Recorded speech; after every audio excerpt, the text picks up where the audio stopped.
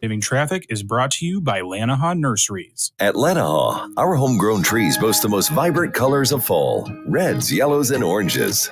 Shop our garden center today for the best selection of plant material and seasonal decor. When you think fall, think Lanahaw, 192nd and Center.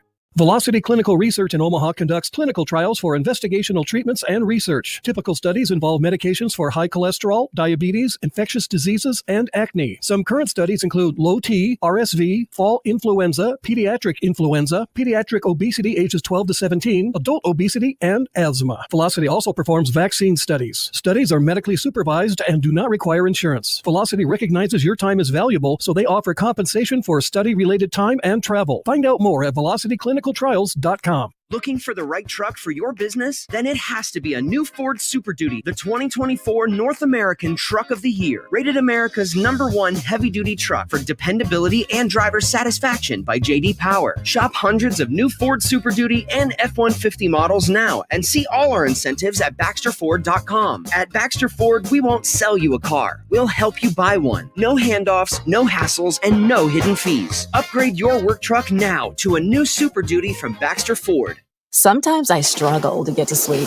My body stopped for the day, but my mind is still running. So I take ZzzQuil. ZzzQuil, the world's #1 sleep aid brand, has a range of non-habit-forming products to fit you and your family's needs. Invest in a great night's sleep for the best you tomorrow. I'm awake and ready to take on anything. Better days start with ZzzQuil nights. Explore our products at ZzzQuil.com. Use as directed. Keep out of reach of children. Here's today's Husker Max Practice Report, brought to you by Tickets for Less on 1180 and 1620 The Zone. Nebraska's wide receivers have struggled to get open against Big Ten competition, leading to an overall slowdown of the Huskers' offense. Here's Coach Matt Rule. I think we had a lot of guys open a lot of the day, but I do think that when we're getting pressed and press man, we're not doing a good enough job. I mean, we're not doing a good enough job of getting releases and getting off press. So I think it's twofold, right? I think it's kind of like I talked to you guys about last year. If you give us zone coverage, we have guys running wide open, right? And I do think we're pretty good at running by people and throwing the ball. So we didn't do it a ton. We threw that one back shoulder to Jamal on the touchdown drive.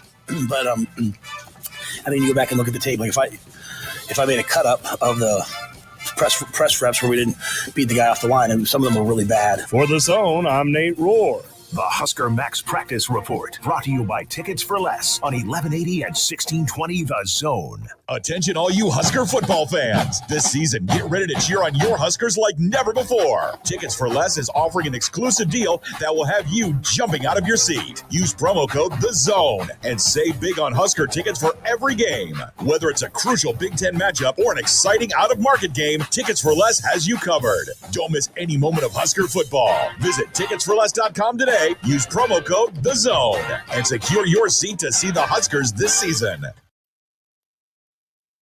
Hi, I'm Mike Ham with NFL Network Now on the Westwood One Radio Network. Week 7 wrapped up with a Monday night doubleheader. In the early window, Lamar Jackson threw for 281 and 5 touchdowns, while Derrick Henry added 169 yards on the ground. The Ravens, they beat the Bucs 41-31. Game number 2, Justin Herbert threw for a season-high 349 yards, but it wasn't enough. Cardinals kicker Chad Ryland kicked a walk-off field goal to help Arizona escape with a 17-15 victory in the deserts. Meanwhile, in Cleveland, team officials have announced Deshaun Watson will miss the remainder of the season after a test on Monday confirmed the star quarterback suffered a ruptured Achilles during Sunday's loss to the Bengals. Watson will undergo surgery later this week, expected to make a full recovery. Some other news, Brandon Ayuk will also miss the remainder of the season after an MRI confirmed that the 49ers wide receiver suffered a torn ACL and MCL. This has been NFL Network Now on the Westwood One Radio Network. All right, gentlemen, this is Emmett Smith on behalf of Depend, and I've got the perfect play.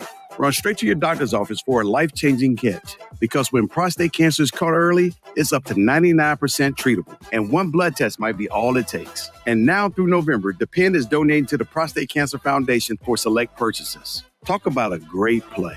From September 1st to November 30th, Depend is donating 40 cents to the Prostate Cancer Foundation for Depend Shield Guards Real Fit products purchased in the U.S. up to a maximum of $300,000 void in Mississippi. For nearly 2,000 severely injured veterans, everyday life has become filled with barriers.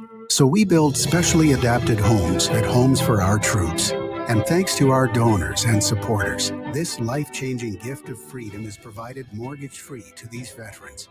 But we need you to join us too in completing this important mission. Please visit hfotusa.org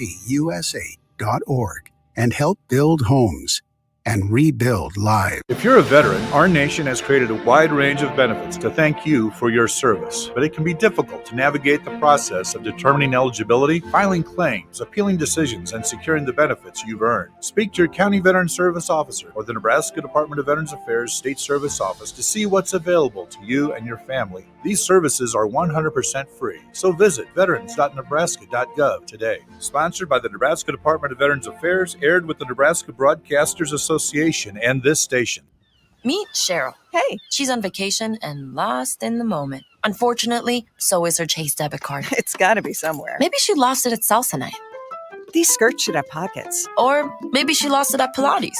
3 and 2 and... But she's not worried. With the Chase mobile app, she can lock her card till it turns up. Tools that help protect. One bank that puts you in control. Visit chase.com/checking. Chase, make more of what's yours. Chase mobile app is available for select mobile devices. Message and data rates may apply. JP Morgan Chase Bank, N.A. member FDIC. Roofing, siding, and gutters. Make the right call with the rooferys at John Higgins Weather Guard. 1620 The Zone. You said to me, say, your statement of I didn't see this coming gained traction. To which I would say, and I'm just going to get your point, if I saw this coming, then you guys should all be very nervous. Like I thought we were going to play well, and I thought we had a great bye week. No one's going to want to hear this. Sometimes maybe it'll show up this week, maybe it'll show up the next week. But these are not things we haven't done all year, all spring. We got to that moment, and we just didn't do the things I know we're capable of doing. And so I hate when coaches walk in after a game and say, "Hey, that's on me." But I really felt that way because I know what we're capable of doing, and we didn't do it. We just weren't ready for that moment. We weren't ready for that game. We weren't ready for. And it felt like that all the way up, even in pregame, it felt awesome. To me, this happened to us. We allowed it to happen. It stunk. It hurt. We'll find out a lot about ourselves moving forward. We'll find out about the coaches. We'll find out about the players. We'll find out about me. The last thing we're going to do is sit around and be victims. Live from 50th and Capitol Avenue in the Big O. This is Mornings with Sharp and Handley on 1620 The Zone. 1620thezone.com and 1620 The Zone TV. Now here's Gary, Nick, and Jimmy.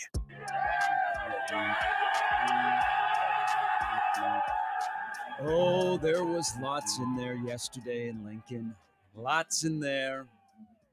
Some of you listened to, some decided not to listen to. Sorry, I couldn't do a 20-minute intro. There's lots to put in there. Yeah. I listened to it twice. There's whoa. Why would you put yourself through that? I was trying to find the two truths and a lie and stuff too. Oh, I like this game. Yeah, the two truths and a lie. I used to play 7 seconds, but I think this was a better game as a kid. Remember, it was supposed to be 7 minutes, by the way. Yeah. It was. I know you got duped. But I did. You got duped. Damn, Jenny Layden did it to me again. Yeah, it's like, it's only 7 seconds. Phil, they've been in the closet longer than that, but why am I only getting 7 seconds here? Yeah, hold on. Now I'm traumatized. I'm here for this. I don't mean to. It's whoa, Everybody else got 7 minutes. I got 7 seconds. Damn. Well, it says one of two things. Neither are positively reflecting you. I'm kind of fill in the blanks there. I'm kind of scarred by 8th grade Gary Sharp and Jenny Layden. Take your 9-6 win and get on the bus and go home. Dang. Sorry, man. Gosh. Maybe that's why I'm quick. That's why, that's okay. That's one scenario there. The other one. Aren't you framed by your first moment? First thing? I told you about mine. Told you when we were on the side of my house when I was a youngster, and she said, "Let's get frisky." Oh. Then she put on the gloves, and you're like, "Wait." I was like, "What? By frisky?" Whoa. You're like, well, hold on. What does this mean? Hold on. You're my best friend's mom. All right. With the latex glove. All right, take it. I'm only in 7th grade. It's the start of the NBA season. I'm going to take a 30 here. We can't start this way. By the way, this is a banger of a day of sports. Mm-hmm. I don't know what you're doing today, but this is a banger of a day of sports in the best sports month that is going But back to, so I want to play this game. Not Two truths and a lie? Not with Jenny Layden or the mom in your neighborhood. Let's play with Matt Rule. Well done. Your true truths and a lie on what you heard yesterday was? Okay. I'm eagerly anticipating this discussion. Number one, when he talks about it being a man's game, and this was on the heels of the confidence part of the question. I think it was Mitch who asked the question. Talked about how it's a man's game, and the whole cliche of when you get knocked down, you got to get back up. And this kind of goes back to what you were talking about yesterday with the response. Really good song, by the way. Yeah. Get knocked down. Chubba Wumba. Mm-hmm. A good one-hit wonder. You had a lot of music references yesterday. Yeah. Like if you go deep, there were like musical references. In the background, that would have been kind of fun if someone was playing. Whitesnake. Singing. Mm-hmm. Don't know what you got told. Wait, no, that's a different song. Okay, never mind. But yes, that part, obviously, okay, that's a truth. The fact that the perimeter blocking has been essentially an epidemic with this team the entire year. Remember when even Satterfield had, I think week one, mentioned that this was a problem all the way back in fall camp and even back in spring ball. So those are two truths there. The lie, anybody else catches? I didn't see that being brought up or discussed when he talked about their drop back game. When their drop back game, he was talking about the Indiana game, that when they go to their drop back game, they got a lot of guys wide open. Or I'm sorry, maybe he didn't say wide open. They got a lot of guys open, and it's usually pretty good. Nope, didn't see that on Saturday. That I did not see. So is that your lie? That I didn't see. I felt like that was a bit of a fib. So there's a screenshot that's being shared of what he said is kind of true. Oh, I thought it was a lie. Yeah, we're going to get into, I mean, that just was Nebraska was out everything in that game, but here's what I'm going to say. I want to start with this because I have to talk about two like simple pleasures in life first. I think the goodwill that Matt Rule has built up has been put on pause. Yeah. Not erased, but for me, I don't want to speak for you. It has been put on pause because I'm the big, I want to see what the response and the reaction is. I'm not getting rid of it. Mm-hmm. I'm just putting it on pause, all the goodwill, because this is the first time that the head coach at Nebraska has faced adversity. People are questioning him. Yeah. They're questioning his staff. They're questioning other things about his program that you had made it going into the 19th game without that happening. So I am going to put the goodwill on pause. I want to have football, not goodwill. But I also, as I listened yesterday, and people are going to think I'm crazy, later in the show, I'm actually going to defend Marcus Satterfield on a couple of things. There's a tease. But Matt Rule, I mean, the reality of when you have a game like that is a lot of things get exposed or truths are told. Nebraska has a good head coach, guy that knows how to organize a program, knows how to motivate people, knows how to build a program. He may not just be a good X's and O's guy, and that's fine. There's a lot of head coaches that are that way, but it's all about who you hire then in those roles. Right. You know, I've been on this from the jump about game and clock management that is an issue. So I look at the Indiana game and I listened yesterday. I'm thinking, you know what? It's okay to say, guy's a good head coach. X's and O's are not his strength. But you've got to hire people in those roles that are really good so they match you as a overseer of a program. Yeah, it's like complementary football. It's complementary coaching too. Right? Yeah. I mean, the strength, this is where, and I've listened to Marcus Satterfield actually say this. Today is coordinator day, by the way. It is. Should be interesting. The conversation that Satterfield has even talked about where everybody on his staff, on the offensive staff, as he does not want to be the smartest guy in the room. And he's said this, that he is not. But are you complimented by guys? We saw this a little bit in the Bo era. And I think one of the biggest criticisms was, did you have too many yes men around you as opposed to people who challenge you? Now, when Carl was there, Carl would challenge Bo. Sibling nature Except or for whatever. That guy that sucker punched him at the high school game last week. He didn't challenge that guy very well. Didn't the player get involved too of that one? Anyway, things that happen in Youngstown, staying at Youngstown. that's Unless true. they're Paul Amanji. He leaves Youngstown and he comes here and he's a good high school football coach. Yes, he Thank is. you. The part about what you're saying with Matt Rule, nobody would even bat an eye if everything was tight on both sides of the football when it comes to detail, game plan, execution of game plan, all of that part of it. You're talking about now for a very long time. I bring it up again, the perimeter blocking. A lot of those issues where as long as both units led by, and I'm still going to give Tony White the benefit of the doubt, at least for now, that it's groups when they come in week and week out, look prepared. They look like they know their assignment. And then when somebody throws something at you, they're prepared to throw something back. Not seen that on offense. Didn't see that on defense on Saturday. Are the two most popular coaches in Nebraska outside of Matt Rule, Ron Brown and Bill Bush? Probably right now. Everybody wants Bill Bush to leave radio and go special teams and be the special teams coordinator. Now Ron Brown has to everybody wants everybody to have Ron Brown teach perimeter blocking and maybe bring Richard Bell and Abdul Muhammad back into the university with eligibility. Yep. He was popular last year too with helping out in the option games too. So there's a multitude of value when it comes to Ron Brown, according to. Yeah, it's an unfortunate situation when your best perimeter blocker is not your best wide receiver, and you don't feel like in crunch time you're going to put him on the field. He played in crunch time last year because they were decimated at that position, and so it had a bunch of you guys that were out there playing. Yeah, nobody was like, "Oh, banger." But there's something about that and the wide receivers that is going to be part of my. I'm just going to lay it out there of a defense of Marcus Satterfield. I'm not advocating, but I just thought I should play both. I should give you a little information. Fair and balanced. A little bit later. All right. So the two simple pleasures in life have occurred to me in the last 3 days. One, do you guys understand how the warming of the cockles is when you watch SEC football on a Saturday and the game begins in the sunlight and then by the fourth quarter it's dark? How cool that is. That's how I'm on NFL Sundays.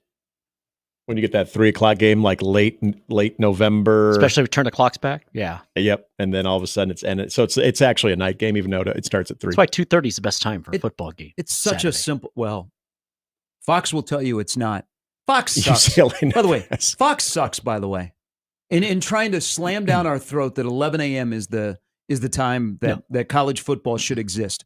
That's not right. No. That's another rant I got because. Not here in the great old Midwest. They set the Penn State-Ohio State kick time, and I'm like, Fox has too much power in trying to tell us that 11 a.m. is the best time for football. But game begins at 2:30. It's light outside. Yeah. It's sunny.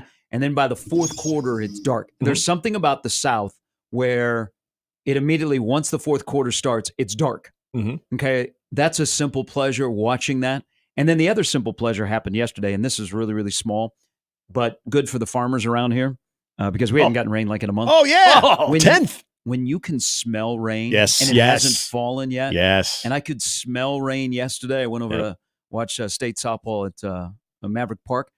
I could smell it. And then there was like a drop or two. Yeah. Smelled this morning, too. It's just the simple pleasures. Those are two simple pleasures that I think in this time of angst, about a 56-7 game against a basketball school, that you should just embrace. Just lay it all out there of these simple pleasures in life, and those are two of mine. Yes, I had one this morning as well. And that was? I was telling Jimmy, I think he had like a Jake Taylor morning. Knees were hurting, but I wasn't hungover, but the knees were hurting.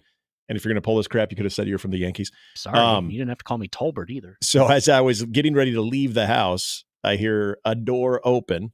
And it's the little man. Oh, he comes. But it was like a neighbor or somebody stumbling in. No, whoa, that would have been interesting too. Okay, not Ryan Russillo, but he comes in. He's got this little tired smile on his face, and then he said, "You're going to say goodbye to me." Like, okay, so I took him back to his bed, and I said goodbye, and I told him have a good day, and then he said, "I want you, Mommy, and Macy to pick me up today, and let's have a fun day." I'm like, "Oh," and he was just like all happy. Usually he's a really cranky little dude in the morning, but much like me. That's awesome. He just kind of came right out with a big old smile on his face, but you could tell super tired, put him right back to bed, and then His eyes were closed, and But hopefully the gauntlet's thrown down. There we go. Yeah, so that was it. That was the start of a really good day. After I was like, God, I'm really sore. Just got done listening to Matt Rule for the second time. That's how you started your day. Well, I tried to do a run this morning too. That's probably why the knees hurt. But damn. Anyway. Wow. What time you get up? Yeah. 3. Jeez. Damn.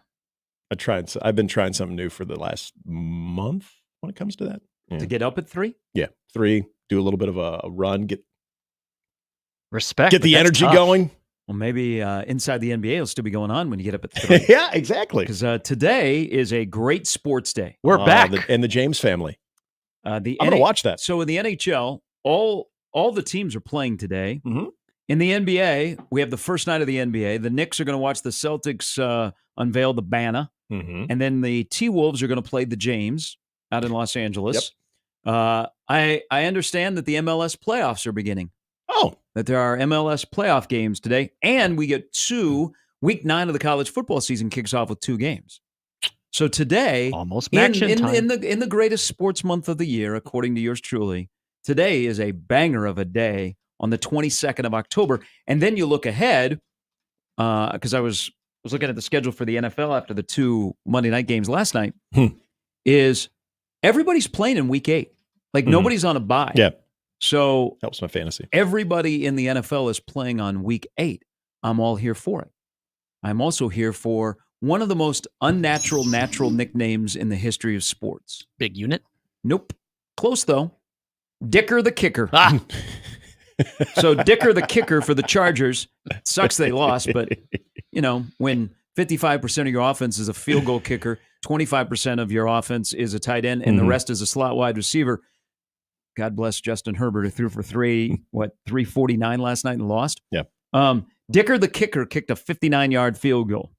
Chris Fowler asked, do they still call him Dicker the kicker? Yes, you're always Dicker the kicker. Yeah, but I think Dicker the kicker is one of the greatest just like Stifler. unofficial official nicknames in the history of sports. Yeah, the guy could become an accountant later in life. He's still going to be Dicker the kicker. He'd be a politician. Well, be no, Dicker but the see, you have to be a kicker all the time. Like he's going to have to kick longer than Tom Dempsey. George Blanda. I think once you have that and you've made it to the pro level. No, it just doesn't sound the same. Like if you're Dicker the accountant. Well, you're just Dicker. If you were ever a champion in boxing, say, for instance, you're still always considered the champ. You could go on in life and do other things. You're no longer like the current champ, but people are still going to refer to you as the champ. The only way that he can go is to be a food taster, and he'd be Dicker the liquor. Or he could work behind the counter at N Street, and he'd be Dicker the liquor. I hope it never comes to that. I hope, for his sake, I hope he remains Dicker the kicker, even if he does decide to go a different path than football. No, I think you can still call him that because he was a kicker. That's how he got famous. That and the fact that his name is Cameron Dicker. But he's always going to be Dicker the kicker. Come on, he can do whatever he wants to, and he was 5 for 5 last night. So, you know what? The Chiefs might clinch the West by Thanksgiving. Yeah, they might. And they're not even okay. By the way, if the playoffs begin today, I can't believe I'm going to say this, but I guess good on them. The Denver Broncos would be in the postseason. Mm-hmm. But still, when you watch the Denver Broncos play, do you, as a Chiefs fan, do they worry you? You know what? This is what football is this year. There is no dominant team in football. Yeah. There are some good teams in college and the NFL. There is no one dominant team that everybody is afraid of. Mm-hmm. And I'd be afraid if Derrick Henry was coming at me inside of the 10-yard line. But other than that, the only unbeaten team in the NFL is the Chiefs, and the Chiefs kind of scare you, but the Chiefs are really kind of a weird team right now. The Ravens also give me glimpses of a team that can be dominant. So they stop running the ball in the I championship think the game. Ravens-Lions are the Super Bowl right now. Watching Lamar October Jackson 22nd. last night and this was not the Lamar Jackson, just absolute elite athlete playing the position, but Lamar Jackson, the quarterback last night, was actually really fun to watch. Making a couple of throws where his eyes are off in the flat and all of a sudden just zinging a seam to a tight end, like little things like that of the evolution. And then all of a sudden he uncorks the 50, 60-yard touchdown pass. It just looked effortless. It was on a dime. Mind you, guy was wide open, but still. He was really good. He was Lamar. I mean, Lamar doing Lamar things. Mm-hmm. mean, Lamar's Donuts don't open until January. That's basically what it is. It's delicious. Okay, you're going to stand outside Lamar's Donuts, and you're going to be like, please, man, that counter looks really, really cool. Which I think there should be more at donut shops. There should be more counters like, what's the donut shop on 120th? Winchell's? Oh, I love Winchell's. Where you walk into a donut shop, and it's old school, and it's got the case, and you can see all the donuts right there. Like when you go to like the Hy-Vee, and you can't self-serve. Like there's some Hy-Vees where you can self-serve donuts. Yeah, and you like that, right? Yeah, because then you don't get shamed. You should never get shamed for getting a donut. Yeah, and then once the person behind the counter goes, "Is that it?" And you're like, "Oh, that blueberry one looks good." No, throw that in there. So I think I have more restraint when I'm doing the self-serve. Okay. But I like donut shops that you can walk in and you look at the counter and you can see all the donuts. Like Winchell's is a good old school, smells like coffee, smells like donuts. Okay, you hit the guy behind the counter isn't dressed in a company uniform. Yeah. He's dressed in a 94, 95 Restore the Order Nebraska football T-shirt, and he's got donut dust all over him. And he's like, "That'll be $1.25 for 3 donuts." I'm like, "Mario, that's awesome." Yeah. I like those donut places. So it's like you go and you stand outside of Lamar's Donuts because they don't until January, and you go, "Man, that looks so good." But you can't touch them. You can't eat them until January. And then once you get inside, it's not as good as you thought. Well, sometimes it playoff is. records Sometimes it's not. records. Last year, you got at least 1 week where you're like, Yeah. blah, blah, blah, blah, that donut tastes good. Oh, that fritter, blah, blah, blah, blah. Then it tastes like a day old in that Yeah. AFC Championship game. I was like, are we still talking about Lamar? And then and then Kansas City came along. Yep. So Lamar is Lamar. I mean, he could be a 3-time MVP. I like watching him play. I think he's one of the best. But he's gotten to the level kind of like Josh Allen. What do you do in January? Uh-huh. And fair. Great, and I want donuts. Thank you. I would like to think the addition of Derrick Henry saves John Harbaugh from himself of like, hey, you know what? They're thinking we're going to run the ball. Let's throw something different at him. And even though we've been running the ball all year, let's start being a passing team in this AFC Championship. You guys know that John Harbaugh is 62? Is 62? Yeah. So on the Manning cast last night, which was awesome, they were talking. So Andy Reid is 66. Mm-hmm. John Harbaugh is 62. He looks great. He does. For 62. If I could look like that when I'm in my 60s, so then I'd be his really happy. brother, who lost last night, is what'd they say? 60. 59, 60? Yeah, he's 60. So he's 60? Yeah. So that's the 3 oldest coaches in the NFL. John Harbaugh being 62 blows me away.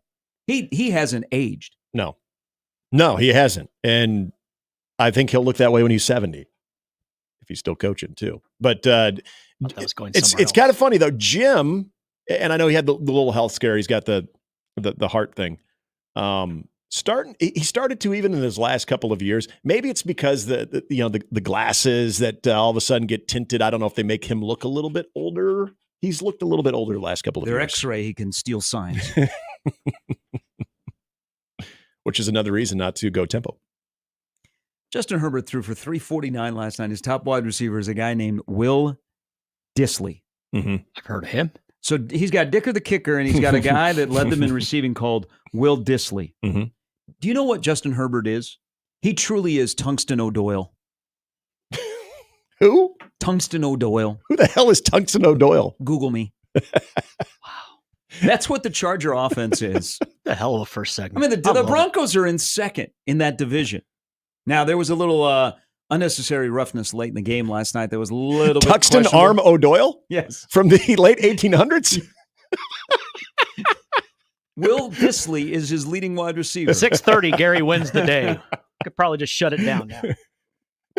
It says, who is he?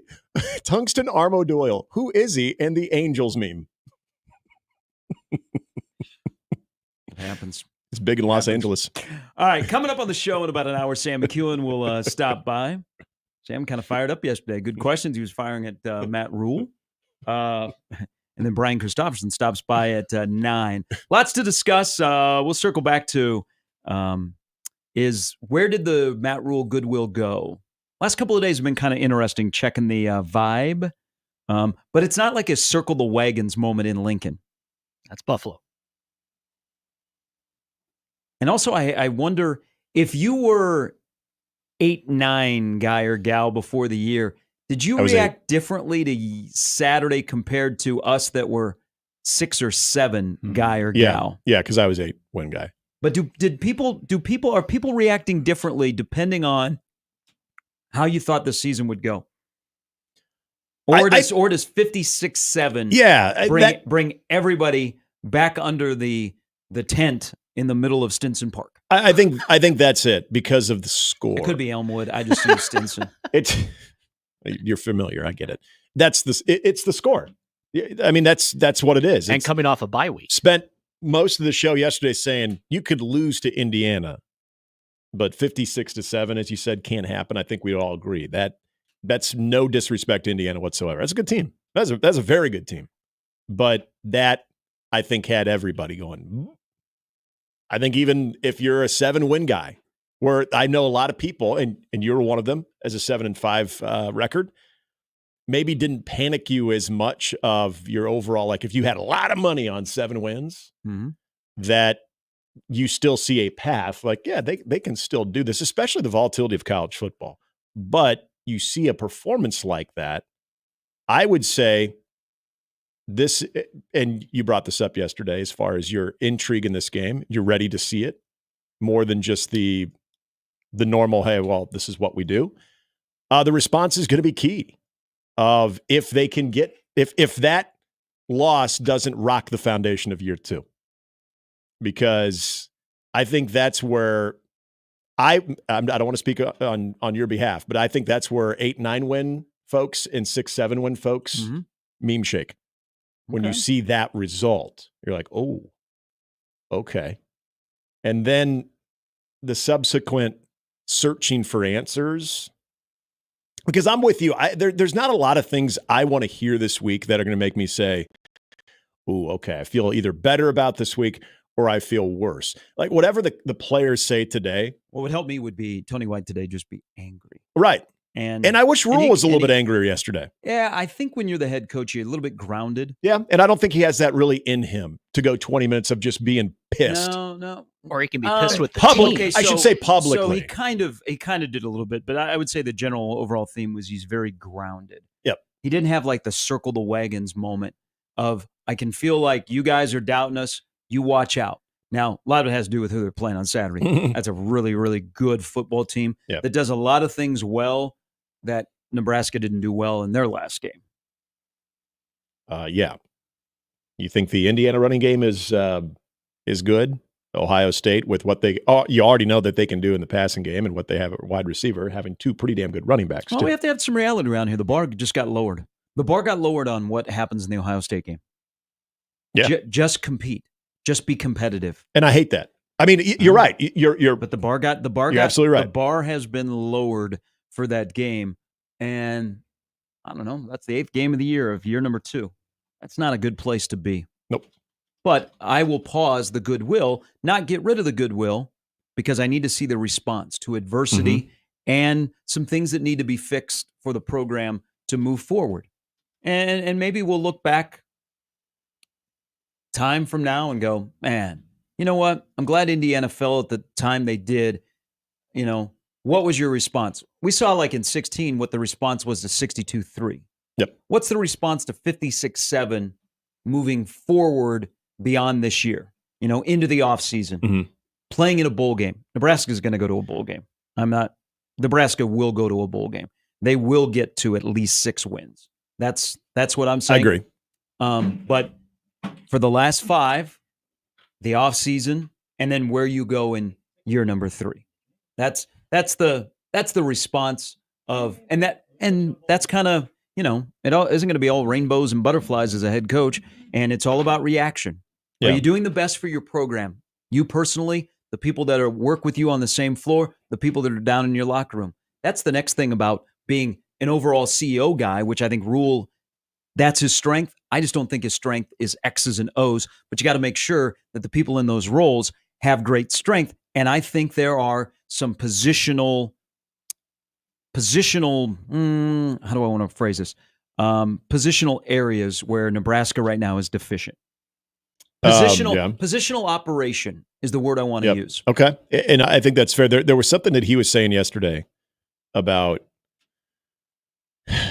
trying to simplify it to where Marcus Satterfield's job and Tony White's job is to get guys one-on-one and for them to beat that one-on-one matchup. And that's a very simple way of looking at it. And I think theoretically that's correct. And you want to feel like you've got the guys that can do that. Now, there's going to be certain matchups that you're going to lose some of those one-on-one battles, but as a team, if you're winning those in four quarters, I get it. I get what he was saying. While he's saying that, I also think of just different either teams that I've rooted for or just trends in college or pro sports where you look at maybe a 3-year sample size. And there's that one moment that when a team is having a really good year, the announcers of a game or someone will do a column or an article on it of remember game X, and we can insert Indiana, Nebraska, for instance. Remember how they responded from that game. Remember, or even the 2-week stretch, that dreaded stretch where they got blown out by Indiana. They had a tough one against Ohio State, but remember what they did to finish the season. You could see then something happening. Isn't that what we all want? Because that's where we are right now. It's not like all of a sudden. We would be more excited for that, Nick, if there were a lot of young guys playing. Yeah.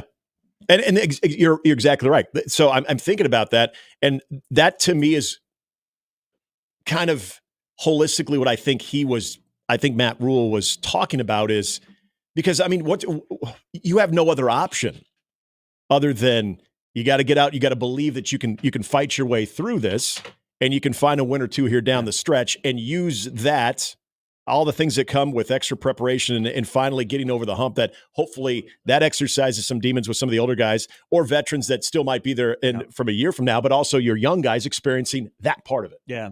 Words for the rest of the year don't mean a lot. I agree. Actions are much greater than words.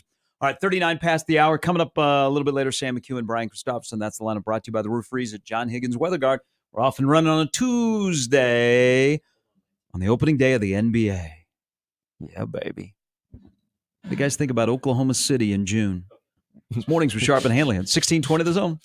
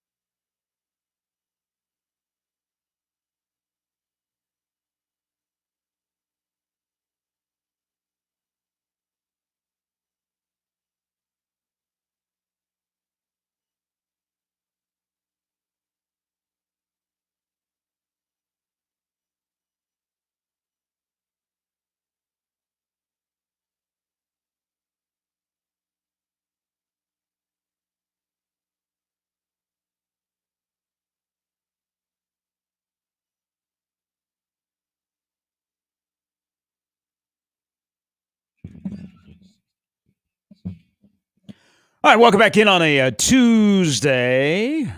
Great day of sports. World Series, by the way, is coming up on Friday. Indeed it is. Will not be carried on the radio in Omaha once again. But we don't have That's access true. to it. Yeah. We start the morning on the 42-degree The Source hotline with Andrew. Good morning, Andrew. Hello, guys. How you doing today? Good. How are you doing? It's a great day. I'm alive. That's hell yeah. It's a great day. That's the truth. Hell yeah. Mm-hmm. Hey, That is the truth. So I was wondering, like, we've really burnt the program down to the ground and started over with a lot of coaches and stuff. And, you know, have recruited different type of, you know, speed, this and that. Are we missing the mental aspect of recruiting? Because this feeling of getting down on oneself or feel like once a mistake happens, it just rolls into mini. Are we missing recruiting the mental aspect? I think That's you're a tough thing to do. Yeah, you're trying to overcome that with guys that have not been around it. Yeah. I mean, there's a lot of guys that are still have gone through it in this program that are some of your best players. So it's not like you're shuffling them out the door. You just have to. You need a palate cleanse of guys that are younger that can reach out and grab success, and then they just pass it down. And they've missed cycles where that in this program of all programs that hasn't happened. How much longer do you think we have to cleanse the mind aspect? I think that part is probably coming in a little bit of a turnover. But I also am under the belief that if you have real dudes who are angry, they haven't been able to sleep since they left Bloomington, and they're angry about that performance, those dudes can help you change the mindset. That today they go, not today, fellas. They're on the sideline and they're in guys' faces and they're like, we're not letting this happen again. Go make a friggin' play. So it's a combination of both. But I think we're in the mode of making that move. But Nebraska at some point has to experience success and consistent success where they win a big game here, they win another big game, and then it becomes, that's what you're supposed to do here. And those guys know what it takes to get to that success, and then they can pass it down when they become a little bit older. All right. But you got to hang on. You got to hang on for a bit. Yeah, it seems like that bit has been a long time. Yes. But, hey, when do you think when do you think this started? Does this go back 3 coaches before Rule? I would say this started 4 coaches? Callahan. Okay. Maybe Callahan. Right. But I think it's really probably, I don't know, I think took off. I think at its peak it was probably with Frost. All right. Andrew, thanks for the phone call. 2021. I was just trying to that's a common talking point around here is, guys are like, here we go again, that mindset. I was trying to think when it got birthed, when the first time that it was birthed. Because it's, I don't know, I don't think it's old enough to drink. It might be old enough to vote. Yeah. Well, because I think if you're, not you, but if people are going off of what they would consider to be a successful season or record, then you would say, okay, at what point in the Bo Pelini era did we start to sense this? But you're right. I mean, there was even in those games, even with 9-win seasons, there was always trying to slay the giant with Wisconsin or going to the Big Ten championship and doing the things you're supposed to do and not having the answers in that game. And then very similar to Saturday where you would watch the snowball effect. I mean, that has existed in past regimes for sure. Rule said yesterday you got to deal with it.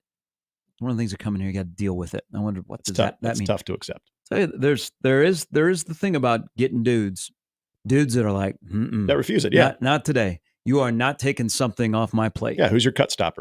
Here is Lance. Good morning, Lance. Hey guys, excuse me. I think some of that mental stuff has is kind of being used as a crutch, and it's you know. I'm listening. Your eyes I'm listening. You have piqued my interest. You watch them play, and I'm not even gonna really touch on defense, because they play defense well enough to win 7, 8, 9 games. But I think it's come to the point where we're using it as a crutch. I mean, if you go look at this team statistically, this team is more penalized than last year by, on average, I think like 3.5 penalties a game. So we're not as disciplined. Our special teams are god awful. And on offense, we're actually marginally better in some categories, and some we're about even. So I think we're looking at a team that's not turning the ball over as much, but we're really, really bad on special teams, and we're just not as disciplined. When you start talking players, you look at the amount of DBs Rule's recruited, and he's talking about missing tackles and problems in the secondary. Well, I think they recruited something like 30 DBs since he's been here. Our long snapper, they knew he needed to be replaced when he graduated. They had a year to replace him. They didn't. I don't know why we're more penalized this year, but I think when I watch this team and what ails it on offense, I'm not watching and thinking like, oh man, these really good transfers are just not very good. I don't know what they're trying to do. I mean, I think you pointed it out yesterday, Gary.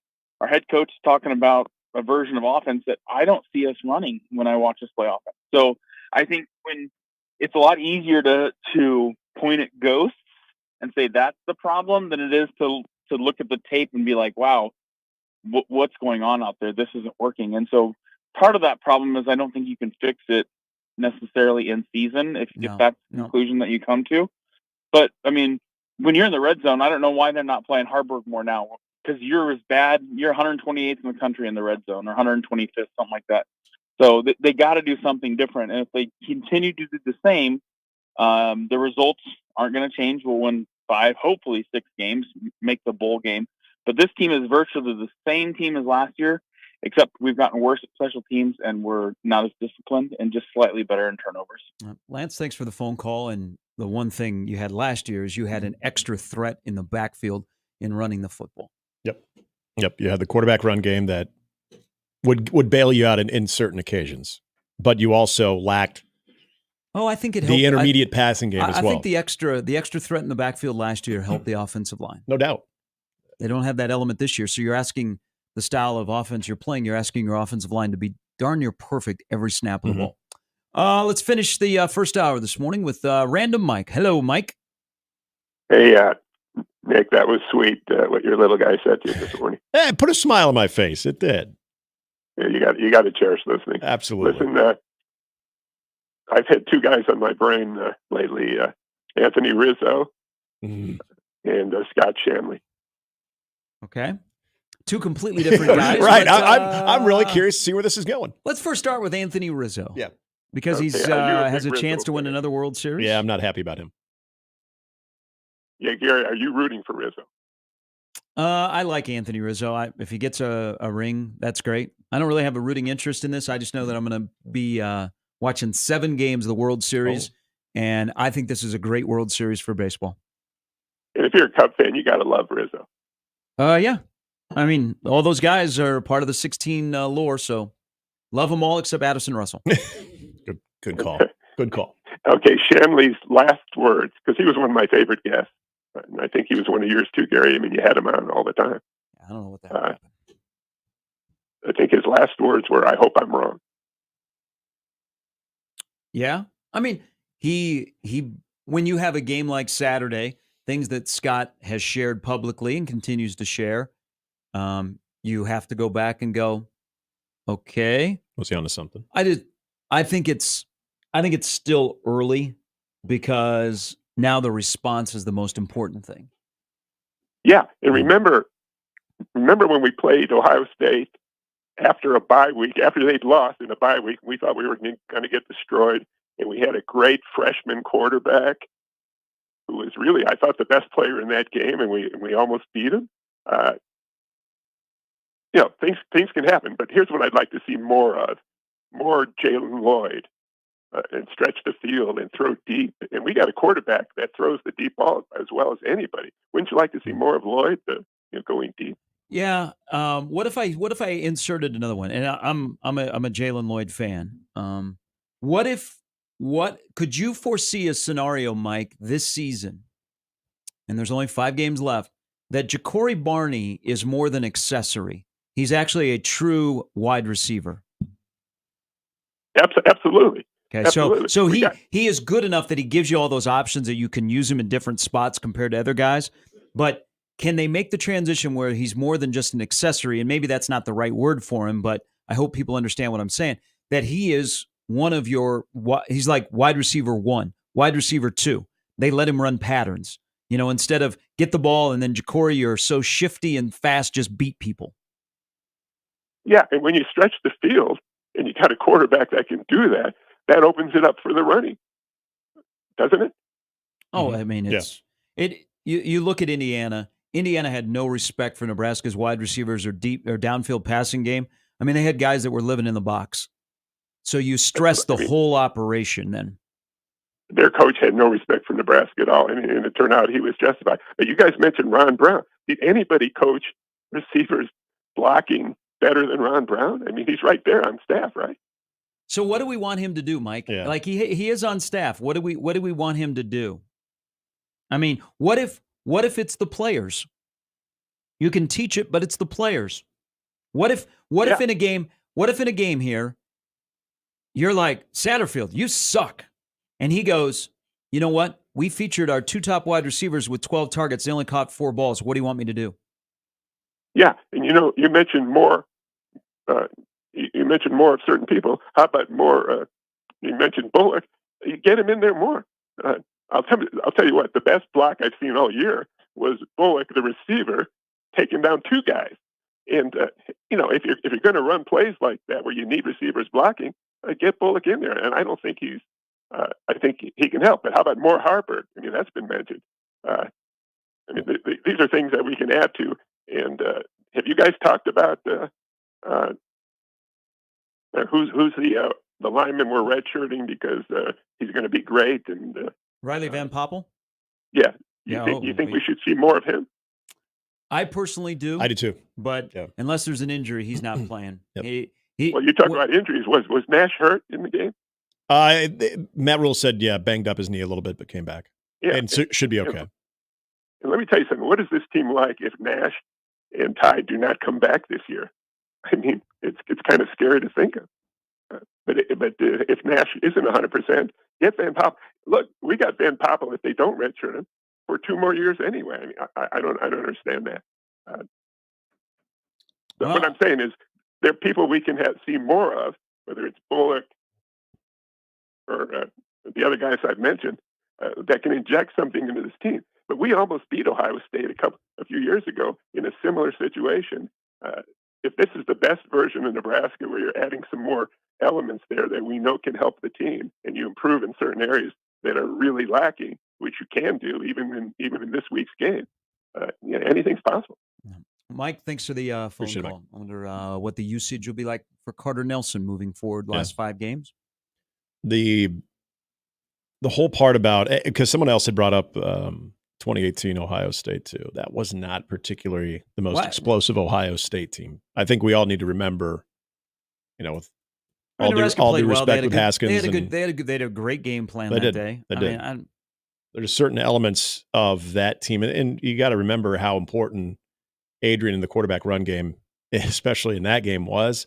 But remember, up until the game against Michigan, that was a defense that was getting scorched. Ohio State, that is. So they were a little more vulnerable than the team that Nebraska is playing this weekend in Columbus, Ohio. So I don't like that comparison. Hey, is college football? I don't want to even go as far as anything can happen, but I think I hate that we're doing this because it was not – this year was supposed to be a year of improvement to the tune of, hey, let's see what happens. They're playing some good football. You can see a lot of improvements, and it continues to happen, progressively getting better, as opposed to now of – you asked this during the crossover. I can't remember the score. What, 31 to, what did you say? 37 to 10. 37 to 10. Would you take it? And we all said, yeah. I mean, that's the reality of it. That's the reality of it, because that's not necessarily the biggest blowout in the world. And there's also a field goal in there too, which is pretty cool. Troy Aikman last night on the Bucks-Ravens game wasn't talking about Nebraska, but I think he was in a couple of quotes that we'll get to after Jimmy's update. It's next on 1620 The Zone.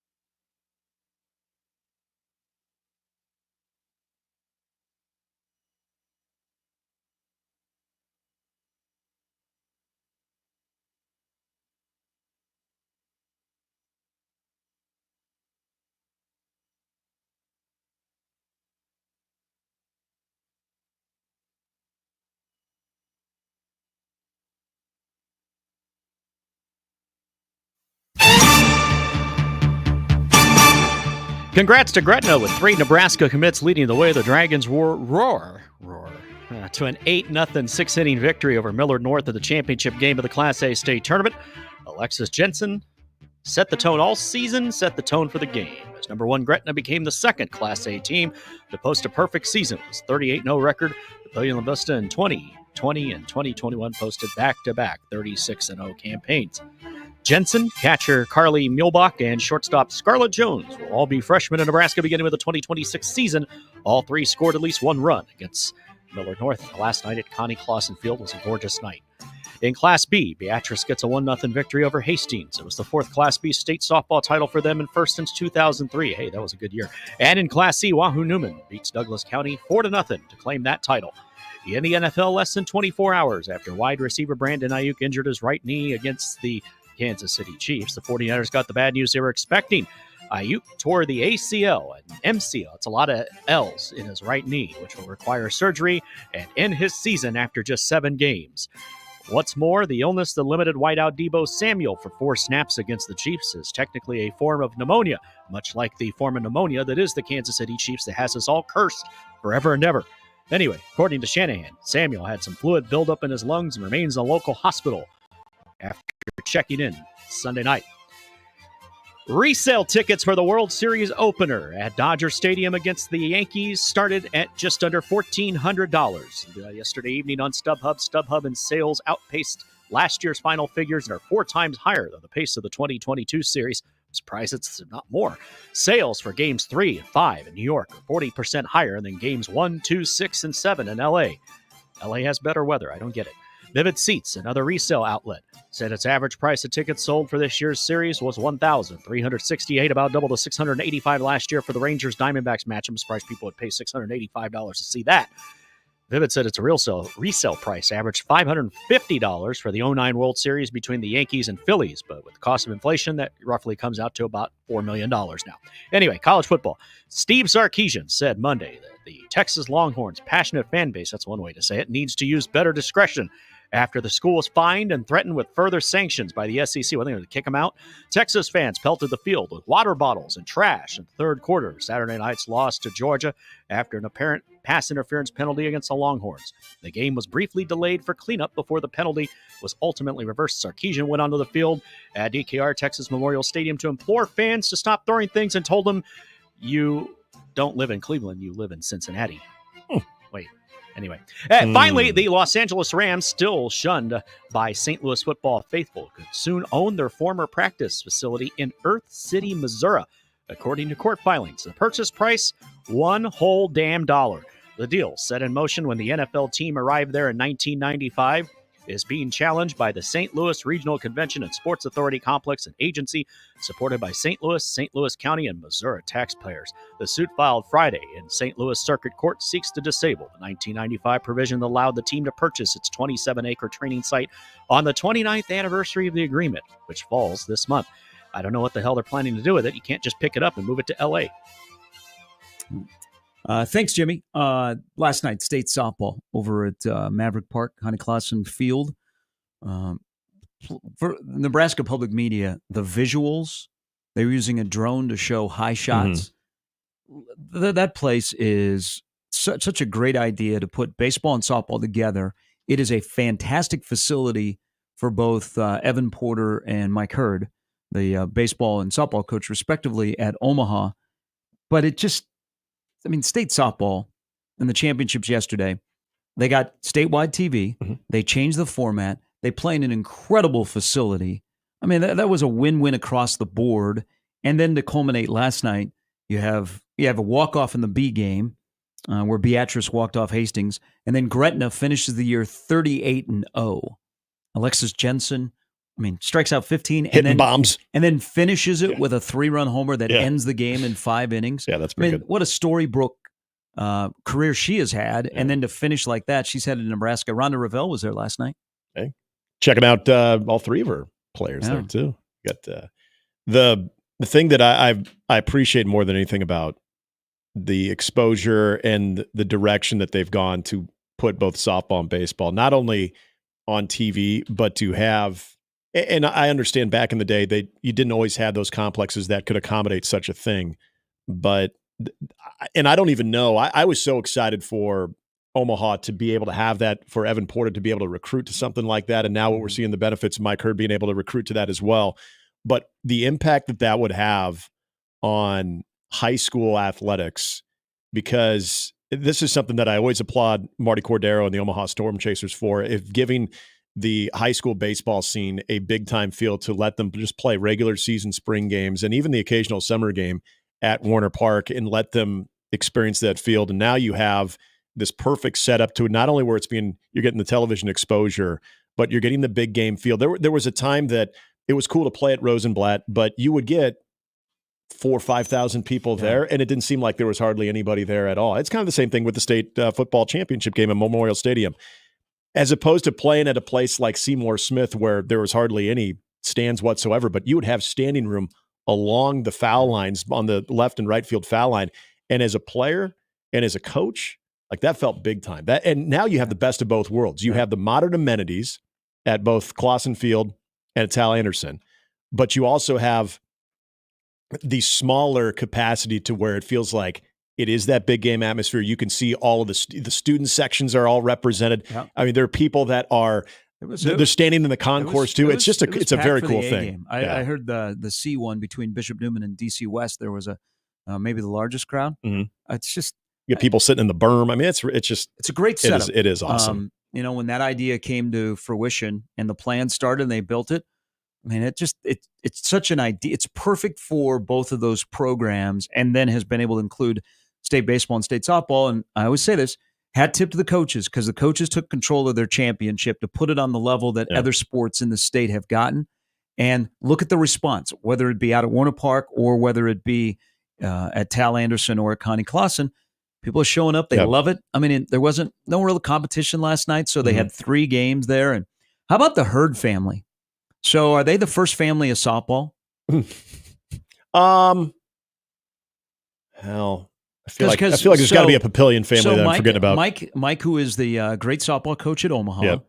Yep. His brother is Bill, but Mike won a state championship in softball at Omaha Marion, and now took Omaha to the NCAA tournament last year. And there's a lot of momentum building up for Omaha softball. And then Bill, who I think Bill has coached every sport at Gretna and just like wins, like baseball, basketball, softball. And he wins another state title last night. I remember when he was helping out basketball at Millard North a long time ago with Chip Baugh. Yeah, I mean, the Hurd family's had some pretty good success. Yeah. But Bill has coached. Has Bill coached football before? I don't know if he has. It wouldn't shock me if he was an assistant at one point, and or at least was doing stuff for football. That's pretty cool for that family. Yeah. I mean, they are heavily involved in the softball community outside of the respective Gretna and the University of Nebraska Omaha.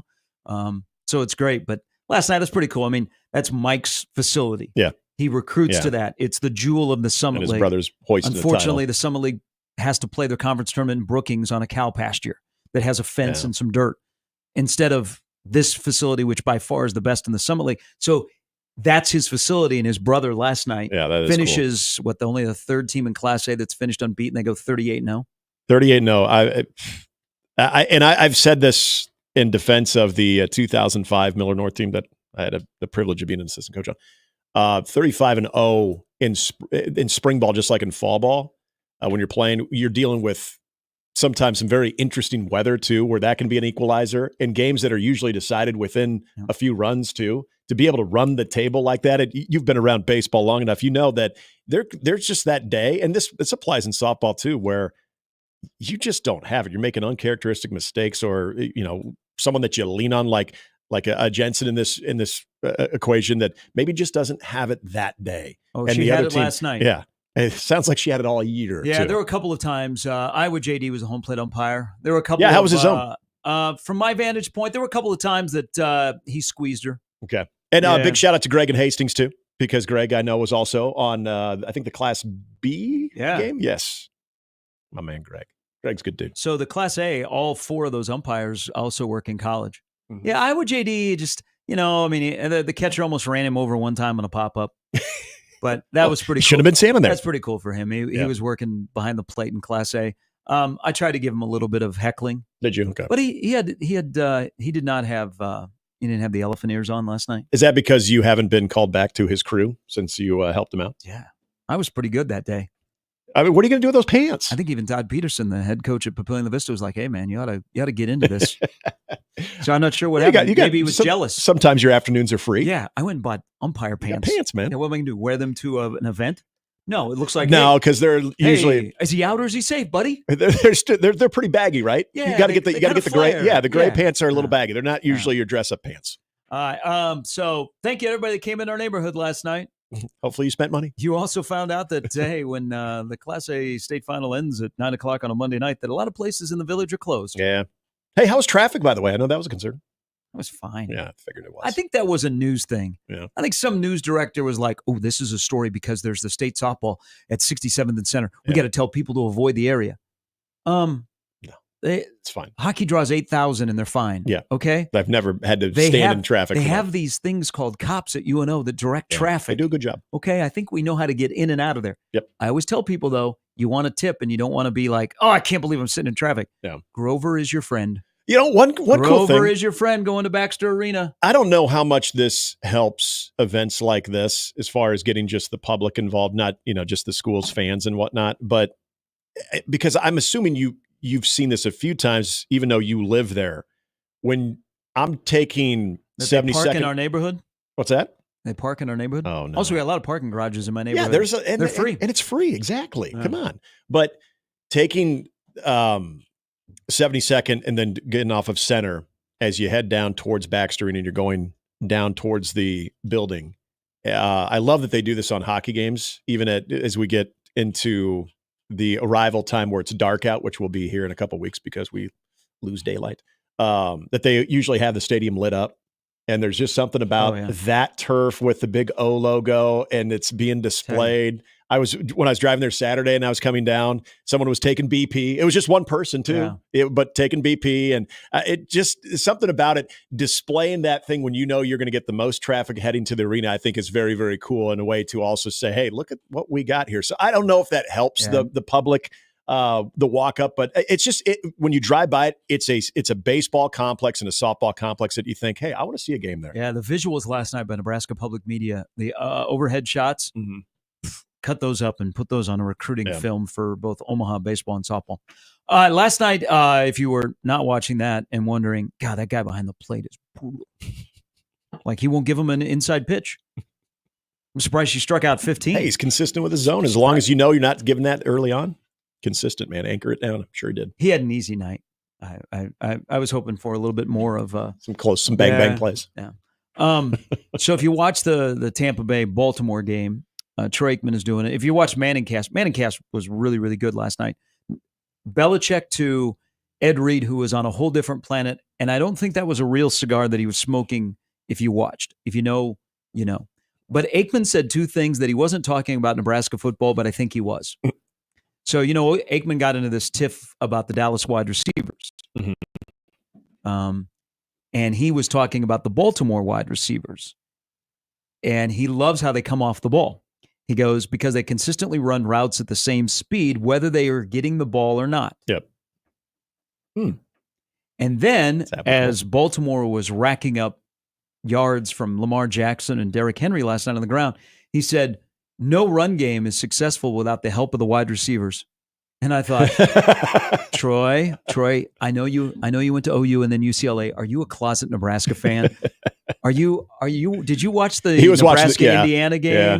He was watching Big Noon. He still got some loyalty to Fox. So he said that, and I heard it because it was towards the tail end of the game. Boy, that is very applicable. I went, huh? Whoa.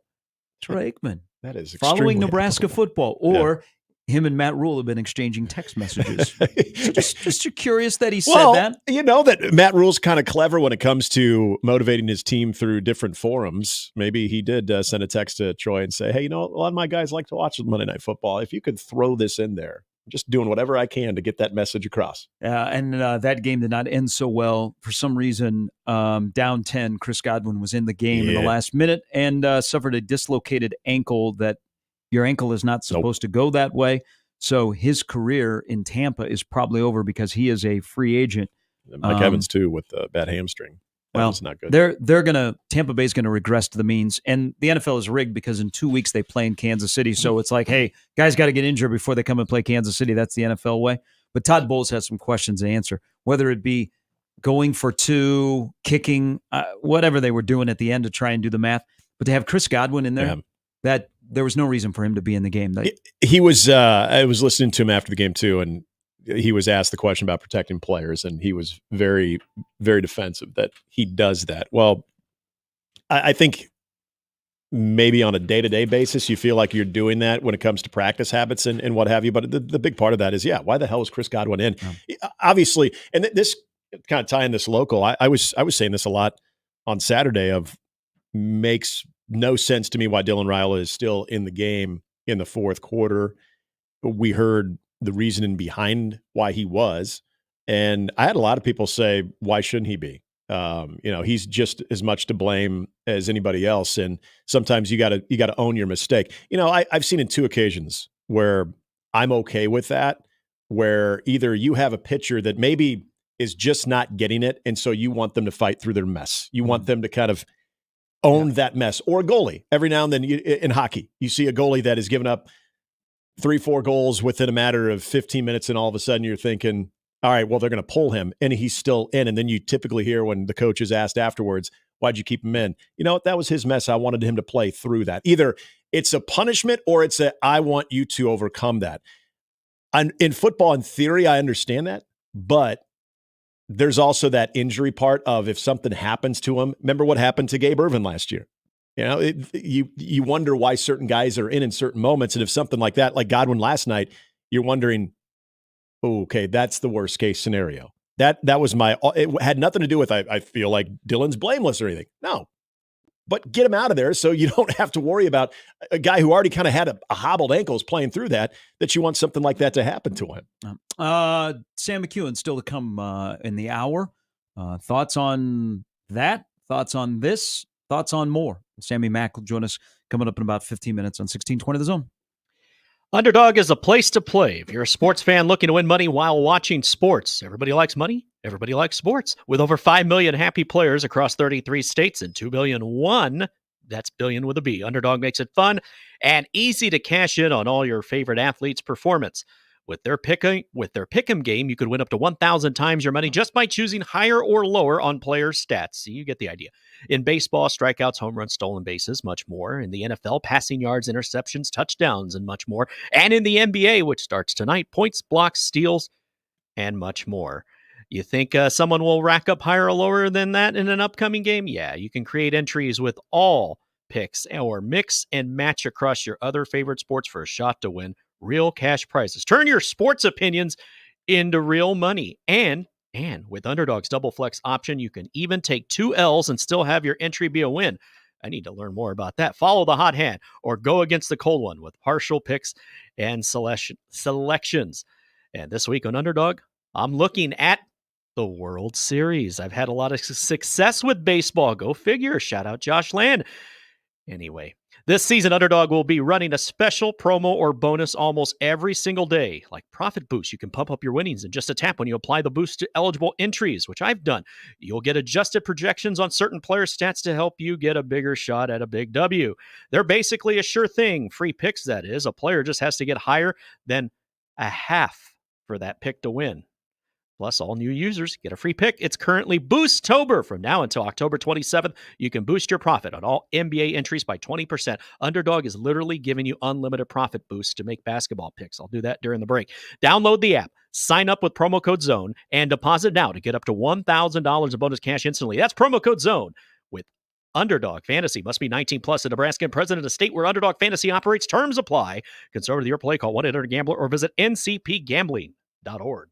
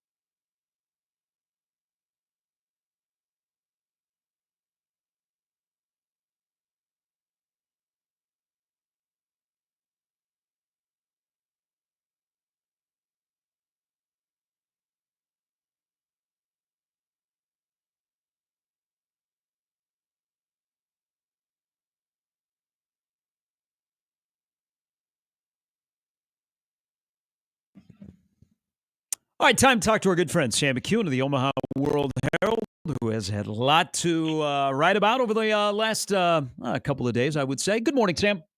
Hey, what's going on? What's going on with you? You watched that in person. You had good interaction. You were very busy writing lots of words yesterday. Mm-hmm. Yeah, for sure. It was it's one of those. As my colleague Evan and I talked before the game, I think we both felt a sense of this could be really interesting. Like this is a real opportunity to see where Nebraska's at. And, this is a test for Indiana. It's a test for Nebraska. And hostile atmosphere, but not overly intimidating atmosphere. And sense of anticipation at kickoff of like, well, what could this possibly be? And then to watch the game unfold the way it did, and for it to be so lopsided, it just kind of puts Nebraska almost. It's not Sisyphus, right? But it's like the rock rolled quite a ways back down the hill. And so now it's about kind of pushing it back up in terms of confidence and in terms of belief. And you don't get UCLA this week. You get Ohio State. And so tough task. Program's probably got to, is probably in its feelings a little bit. Thought Matt Rule was, I don't know what the right word is for how he was yesterday, but he wasn't like fire and brimstone. I don't think that this is the week for that. So it's one of those weeks where Nebraska's probably, checking over some of the things that it believed about itself and trying to reinforce what it believes is true. I know you wrote about this. I know you asked the question yesterday, and it's, I think, where a lot of people went after that game and in trying to figure out how the rest of the season is going to play out. And that's the confidence card here. And that's the thing that's been around this program, especially with a lot of the upperclassmen, that there has been that issue where you go in thinking all is going to be well, and you're prepared, and then all of a sudden something happens, you get punched in the mouth, and as opposed to responding, there's kind of that freak out, whether that's just because Indiana was that good and Nebraska was mismatched or not. What did you see any of that? I know Matt Rule said he didn't see this coming, but have you seen glimpses of that part of it, the confidence part of it? And do you have confidence, using that this is more of a learning moment for this season as opposed to a sign of things to come? Yeah, I don't know that I sensed before the game that Nebraska was uncertain of itself going into it. Obviously, they lost the Illinois game, but no, I didn't sense that there was a collapse coming. I think it was entirely possible Indiana won that game by 7, 10, and we would have been picking apart things a little bit differently. If it were 35-24, we probably would have had thoughts and criticisms, but they wouldn't have been, we probably would have been looking at Ohio State as rock bottom potentially. Yeah. And no, they've already hit it. So, whatever Ohio State does or doesn't do in that game, I think they've already hit the moment where they're not what they thought they could be. The confidence piece is interesting. I think where Rule is trying to get the guys is just to compete day in and day out and not worry too much about the scoreboard. Stop looking at that and just stack good play after good play. And it didn't happen against Indiana. So now you're going against a team that, can do that to you again. And so Nebraska's going to have to decide, the players are going to have to decide how they want to compete and how they want to play. The scary thing about the game, and it's not that scary, but it's scary in a sense, is that it didn't look like Nebraska was quitting.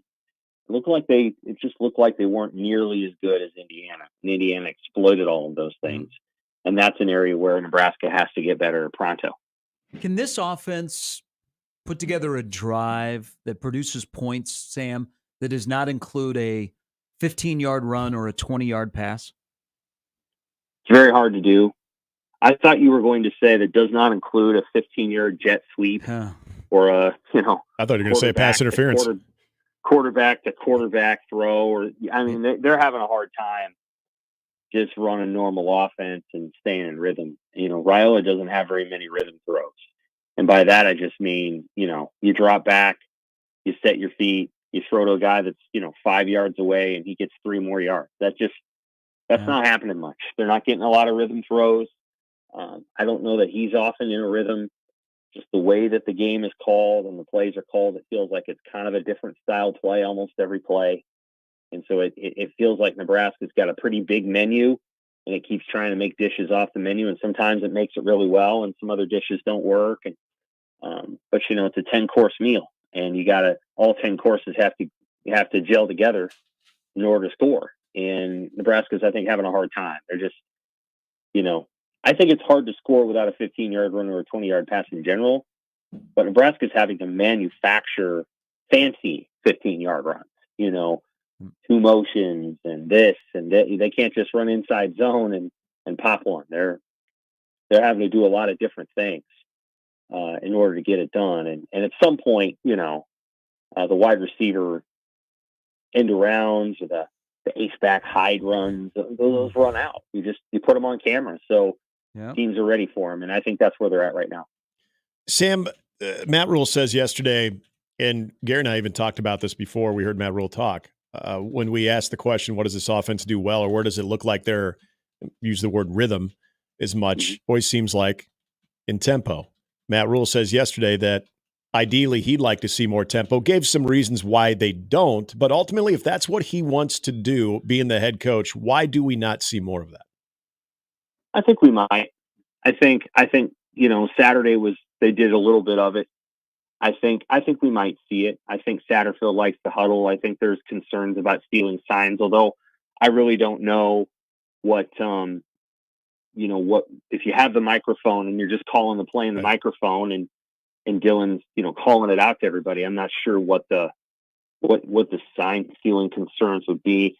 I don't know. There were a bunch of nuggets that were dropped into that press conference that I think it's just a coach who's trying to work through a game that he just didn't expect. And so like the lines about, well, we could have kicked the field goal when we could have done this. And, I think that's all fine. But like, I think a lot of that is just a guy trying to process sort of with the media, his frustration. Like he didn't want to kick a field goal in the third quarter. He doesn't know that they're going to make it because they haven't made it. And so like, but I understand what he's thinking there. He's like, God dang it, if I kick that field goal, then they have to put a backup quarterback out there. And does that guy go 80 yards? What if he didn't? And what if we hadn't thrown the ball and we hadn't created all these turnovers? And everybody wouldn't be looking at us saying 56-7. They might be saying, 42-17, and that's bad enough, but it's not 56-7. I've seen that before where games just get away from coaches and then they kind of shrug afterward. And I don't know that Rule maybe appreciates that the cataclysmic losses are memorable to Nebraska fans, and so avoiding those is good. Like people actually don't remember that Ohio State beat Nebraska 52-17 in 2020. They're going to remember 56-7 because it's just a little bit larger a margin. And, so I think he was sort of trying to process through everything as we're sitting there. And I don't know if he expected people to get snippy or rude. I'm not sure because that didn't happen. And he seemed to be ready for those kind of things. And then we didn't provide it. So then he was just explaining himself. And I think he rambled a little bit. But isn't at the end of the day, all the stuff that happened on Saturday, the stuff that has happened in the previous 6 games, stuff that was said yesterday, doesn't Sam at the end of the day, this program, until they figure out the offensive side of the ball, and I think we're too far down the road to change anything with special teams in 2024, isn't the defense just everything?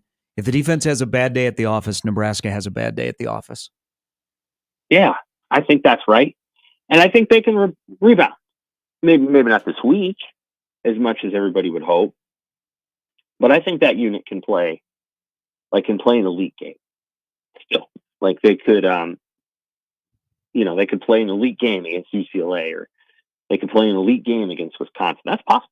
And I do think you can still go back to the well with that defense. Now, it seems like a couple guys are banged up, and that's something to watch. But I do think so. Yeah, I think absolutely that defense can have a much better day. Obviously, they had a hard day against Indiana. Not sure exactly why. We'll hear from the players today. Maybe they can explain themselves. Only one of them talked on Saturday, and Jamari Butler wasn't necessarily gonna say a ton. So, we'll hear from more of those guys today, and we'll find out what they have to say. Other than the score on Saturday, in your opinion, what is realistically there to see improvement against, given how good Ohio State is? What are you looking for in response that would lead you to believe, okay, learn lessons, put up a good fight? I know the score could indicate a lot of that, but as far as the game within the game, what are you looking at? I'd say three things. One, the corners playing well, right? Winning 50-50 balls, knocking passes out. That didn't happen on Saturday. Obviously, Indiana won 3 of them, I think, and then Nebraska kind of played off coverage, and that didn't work. They probably should have kept pressuring Indiana's receivers, but they didn't. And then the screen passes came out. 2 is when you throw a ball, to the sideline, somebody's blocking and somebody knows where the hell to run. Okay, we'll just leave it at those 2 things. You are spot on that. Mm-hmm. Do you know how to block? Can you block the guy in front of you? And do you know where you're supposed to run? Like, don't run against the leverage of your blocker. Also, block. Like, those 2 things. I'm sure they're going to spend a lot of time this week. And you don't necessarily want to have to put, the number 6 receiver on the field to do that, but maybe you have to in order to prove a point. And then I think, the other part is just, what is the identity of the run game? Are you able to play with a little bit of pace, a little bit of tempo, bust a play or 2? I think those are probably the things that I would say they can improve on. I don't think that's going to beat Ohio State. But one thing I'll say about Ohio State is they're probably just going to come out and say, we're just going to do whatever the hell we do. We're not going to come out here and try to be cute or try to do things that we don't need to do. We'll save that for Michigan and Penn State. So Nebraska's probably going to get Ohio State, not gimmicky Ohio State, or we're gonna come in here and show all of our special defensive blitzes Ohio State. They're just going to get Ohio State's base defense and what Ohio State wants to do on offense. And Nebraska may have more success than we think in the first half. They could get one off of Will Howard. So we'll see what happens. Like, it's, I think Ohio State wins the game by 3 touchdowns and probably more. But the first half could look a lot better than the first half did against Indiana. I think that kind of looks like what Iowa did when they went into Columbus a couple weeks ago. But that 5.93 yards per carry that Ohio State is having doesn't make me real comfortable. I want to shift away from Nebraska. You've watched enough ball. You now got to see him live and in person. How good is Indiana? Take out what Nebraska, really take out who they were playing, but how good is Indiana? I think they're really good. I think they do an incredible job of executing on offense. We'll see what happens with the quarterback being banged up and whether he's able to return. I do think that does affect their success, but I think they did a really nice job offensively of executing at really every single position. I thought they played with a lot of poise and precision. And defensively, I think defensively they can get after the quarterback. I think, Nebraska's offense is got a lot of mess, and so it's hard to get an exact understanding of how good Indiana's defense was. But that offense is absolutely, positively a 28 to 35 point a game offense against really anybody. Michigan's rolling in there in a couple weeks. I think they can score 35 on Michigan. It's a good team, and I think they have a very, very good chance of making the playoff if they can beat. They play Washington, and I know they play Ohio State. They got to beat Michigan. I think that's going to be a huge, huge game.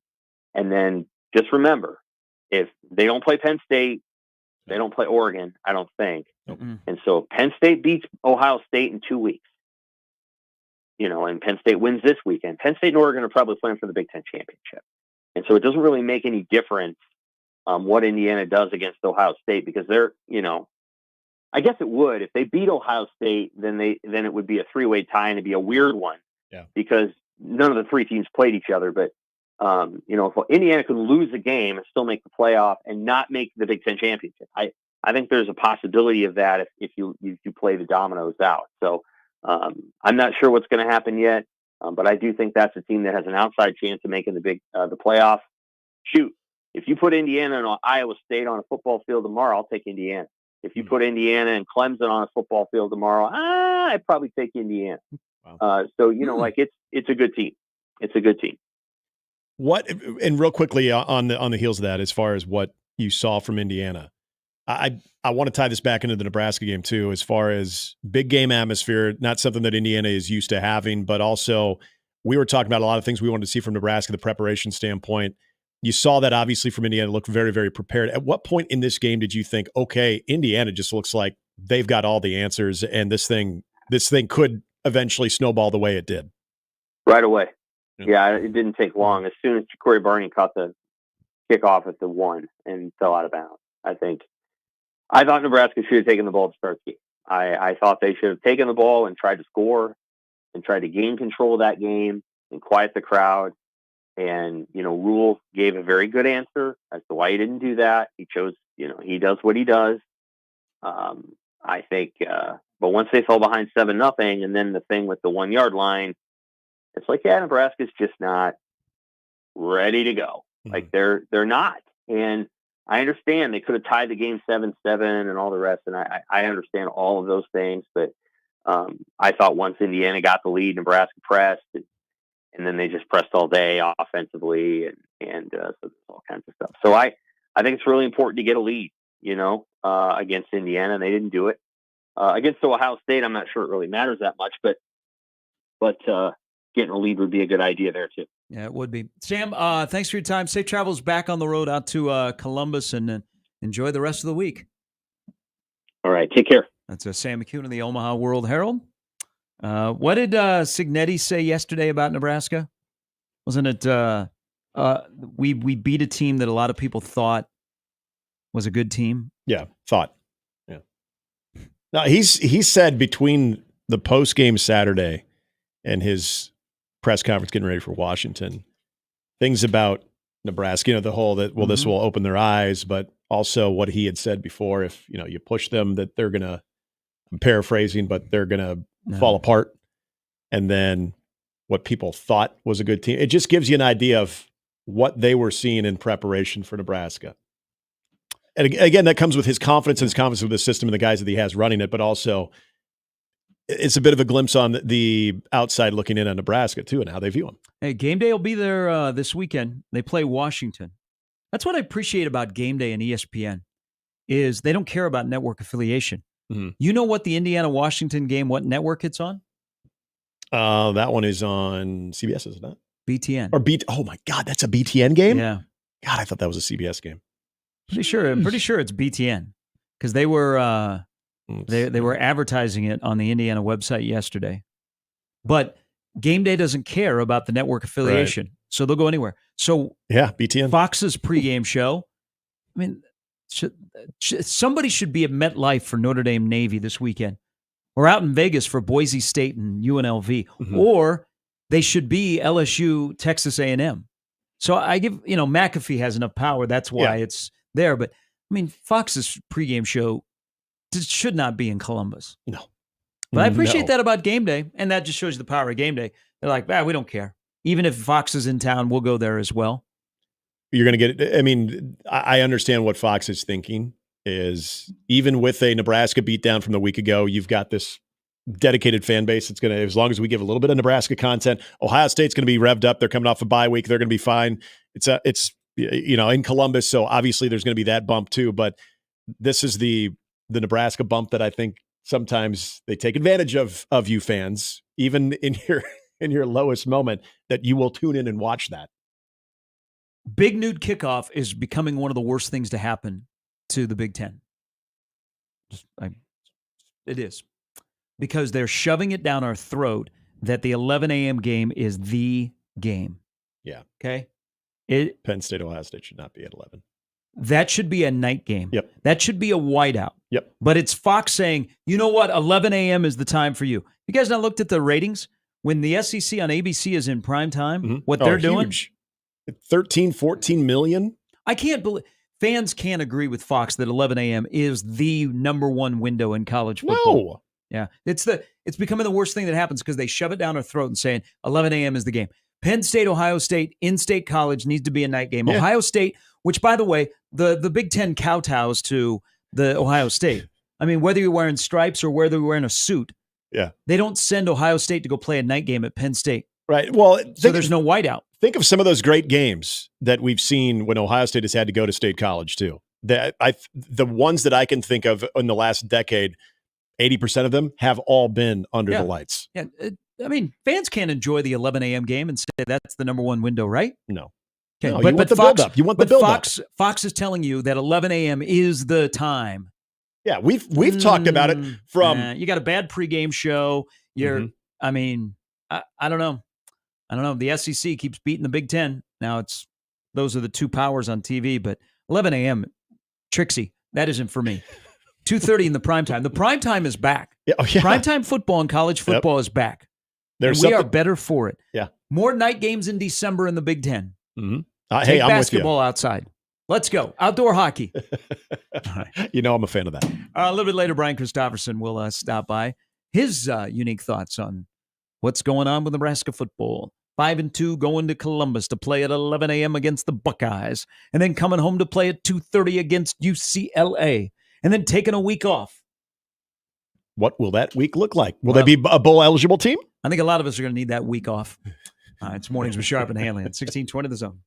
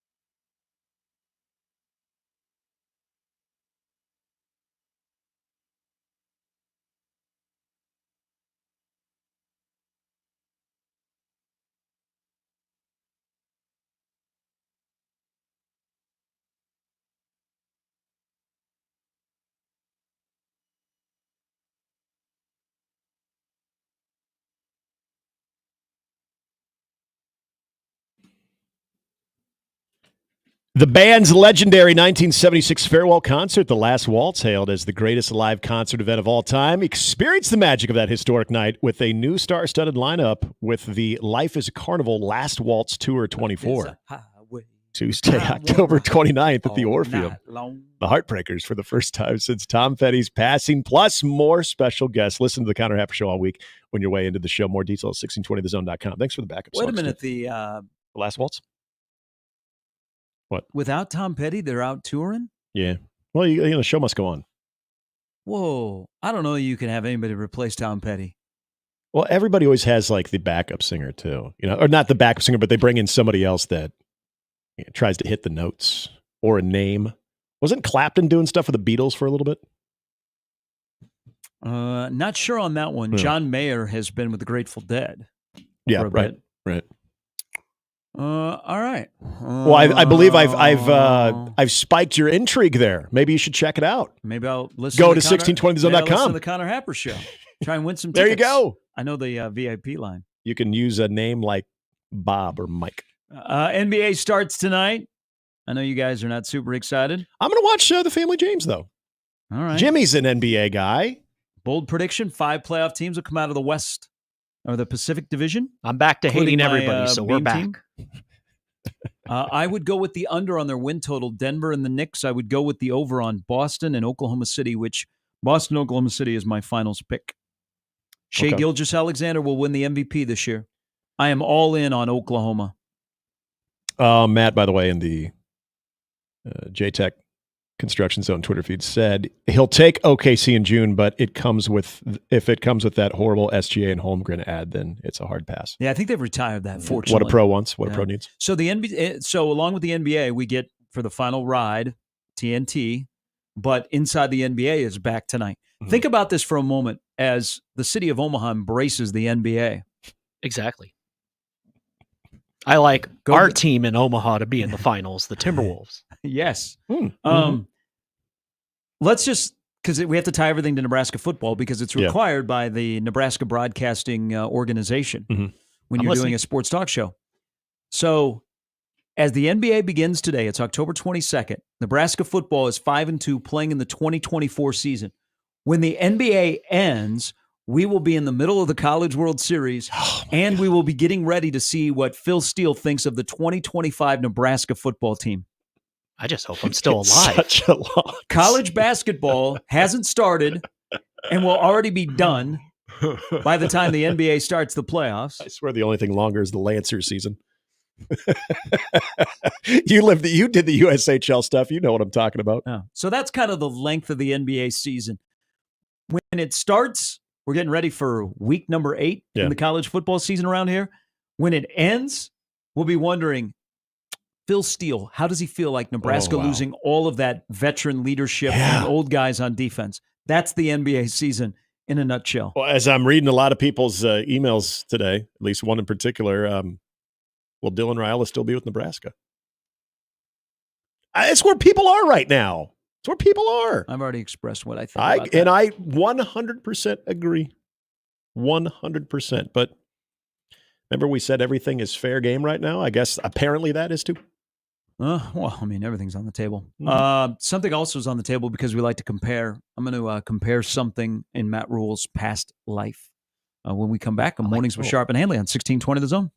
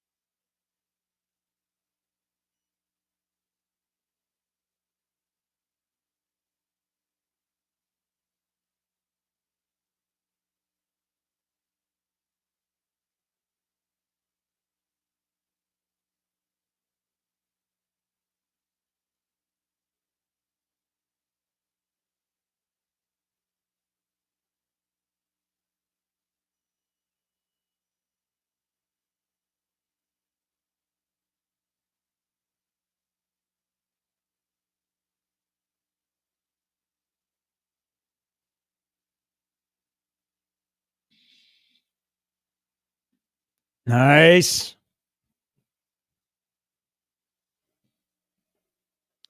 Great concert.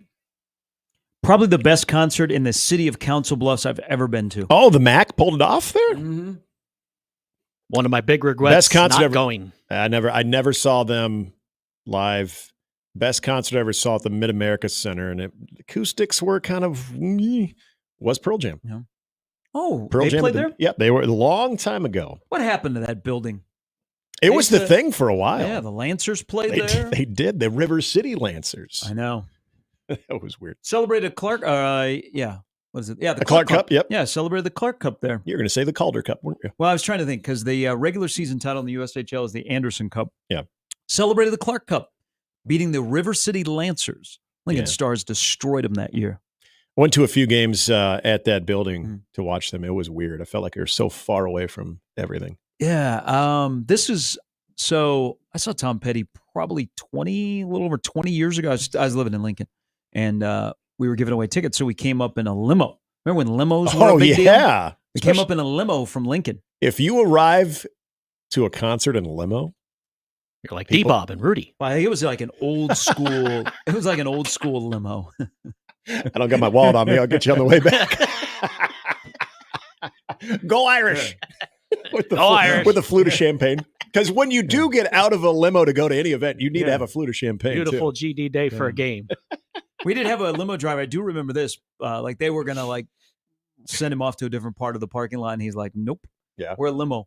Like that's basically pretending like we had celebrities, or people from the band. Yep. So we like pulled up towards the back door. We just got out and walked around to the front, walked inside. But Tom Petty in concert, he just played. He didn't talk very much. He just played. Yeah. And it was plays his hits. great. It was probably, 21, 22 years ago. Okay. But what happened to that building? They used to get some like Pearl Jam was Jam there. playing That's a big one. Yeah. Now they have like the anime festival this past weekend. They have gun shows. Wow. You still do They get used to have- Trans-Siberian Orchestra. That's like their home base. That's true. That's their winter They're camp. the house band. Yeah, they are. That's their winter camp. They With Billy camp Joel there, in the then they garden. play the inaugural show, and then they go into like Madison Square Garden, but they kick things off at the Mac. The only thing I know about the Mac is that their parking lot sells hot tubs around holidays. Nice. I'm sorry, what? Yeah, it's like a good parking lot for, like the truck sale. Yeah. Whether you're selling meat or hot tubs. I was just gonna ask, they have the meat. So in the winter, it's hot tubs. In the summer, it's meat. Mm-hmm. Okay. Yeah. Didn't know that was a thing. Yeah, like over Labor Day, it's a big, the parking lot has like a big truckload sale Yeah, for of hot meat. tubs. Oh, for hot tubs. Yeah. Meat's in the middle. Yeah, you can't sell hot tubs in the winter. But they probably have Oh, I like some thought home maybe and they did. garden shows in there.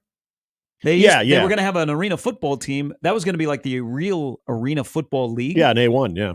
Yeah, and I think they lasted a day. Well, What a day that was. Because the Iowa Barnstormers played in Des Moines, right? Mm-hmm. Okay. Was there talk that they were going to get? Were they going to move over there? I'm trying because I remember this. They were going to move to Council Bluffs? No, that's why I'm asking. Oh. Or they were going to get an arena team where they're just going to have another Iowa team. I don't know. The Barnstormers have been going since day one. Yeah, the Barnstormers. They always Could have been most played hated rivals. for maybe a 5-year stretch. They always played one game at the Civic. It was them and the Arizona Rattlers. Don't forget the Orlando Always went to Predators. that one. I don't know if they still exist, but they were. They were the team. Yeah. Like that league, the AF1 does not exist. No. RIP San Antonio Force. Rattlers, Predators. Mm-hmm. Exactly. Yeah. Original season ticket It was holder fun to here. watch. It was really fun to watch in person. Pittsburgh Maulers. The Maulers, right? yep. Yep. There was the Maulers. Those were the days. It was cool to watch that in person, and then I started broadcasting it for the Omaha Beef. And Former voice of the Wichita Wild here, so yes. oh, you did. That league, man, you have no idea what teams are in. I think every small town in America has an arena football team. Yep. If you don't, then you're just not doing it right, or you don't care about sports. Beef, we're gonna have to find a new quarterback. Tommy Armstrong retired. No. What are they won? He delivered couple of championships. Yeah, he in a row? delivered them 2 titles though. You talk about going out on a high note. Title Hey, Town, man. Nebraska. Hey, I enjoy going to those games because what happens off the field is more entertaining to me than what happens on the field. Oh, yeah, Painted a beautiful picture. Didn't you see an assault? Well, not an assault, but I saw one of the players from the Beef jumped into the stands at halftime to go confront a guy who was that's right. was Could have led was to making an a assault. move on his woman. It was like right by us, and I'm like, kid, go ask for his autograph while he's about to throw down. Michael could vouch for this too. When we did, because Michael didn't travel, he was big time. I was the guy who got on the 16-hour bus to Billings, Montana, and Lexington. I've been to the Rupp Arena, but not for a Kentucky basketball game. Yeah, that would be my luck. For a United Indoor Football game. Home and Garden show. Where they had us doing the games, we were essentially at the very top of the Civic Auditorium, but we still had people sitting in front, next to us, and behind us. Mm-hmm. And the Civic, they would pack for certain games, especially when Sioux Falls was a big rival. They were really good. You would have people just staring at us as we're talking, and then they would try to they want to talk on the game, and beer was flowing like on the broadcast. Not for us, I was like, but you did that all too? over us. But I mean, it was a scene, man. It was, and we had the good setup. We had the ISDN and everything. I mean, we brought a quality broadcast, but man, the surroundings were only in arena football. That said Comrex. It was expensive. Well, because you couldn't be on the, where the normal press box would be on the ground level unless you, there was no real upper area to facilitate press. Marty up there. wasn't going to reach. There was a little area that you could put your equipment and stuff, but you're surrounded. I mean, it was like the Vantage Center when you're in the upper press box. Yeah. Or like at Rutgers at the. That's right. I will always call it the there's rack. a lot more places now that for basketball that you're off the floor. Like at Minnesota, you are basically in Hibbing.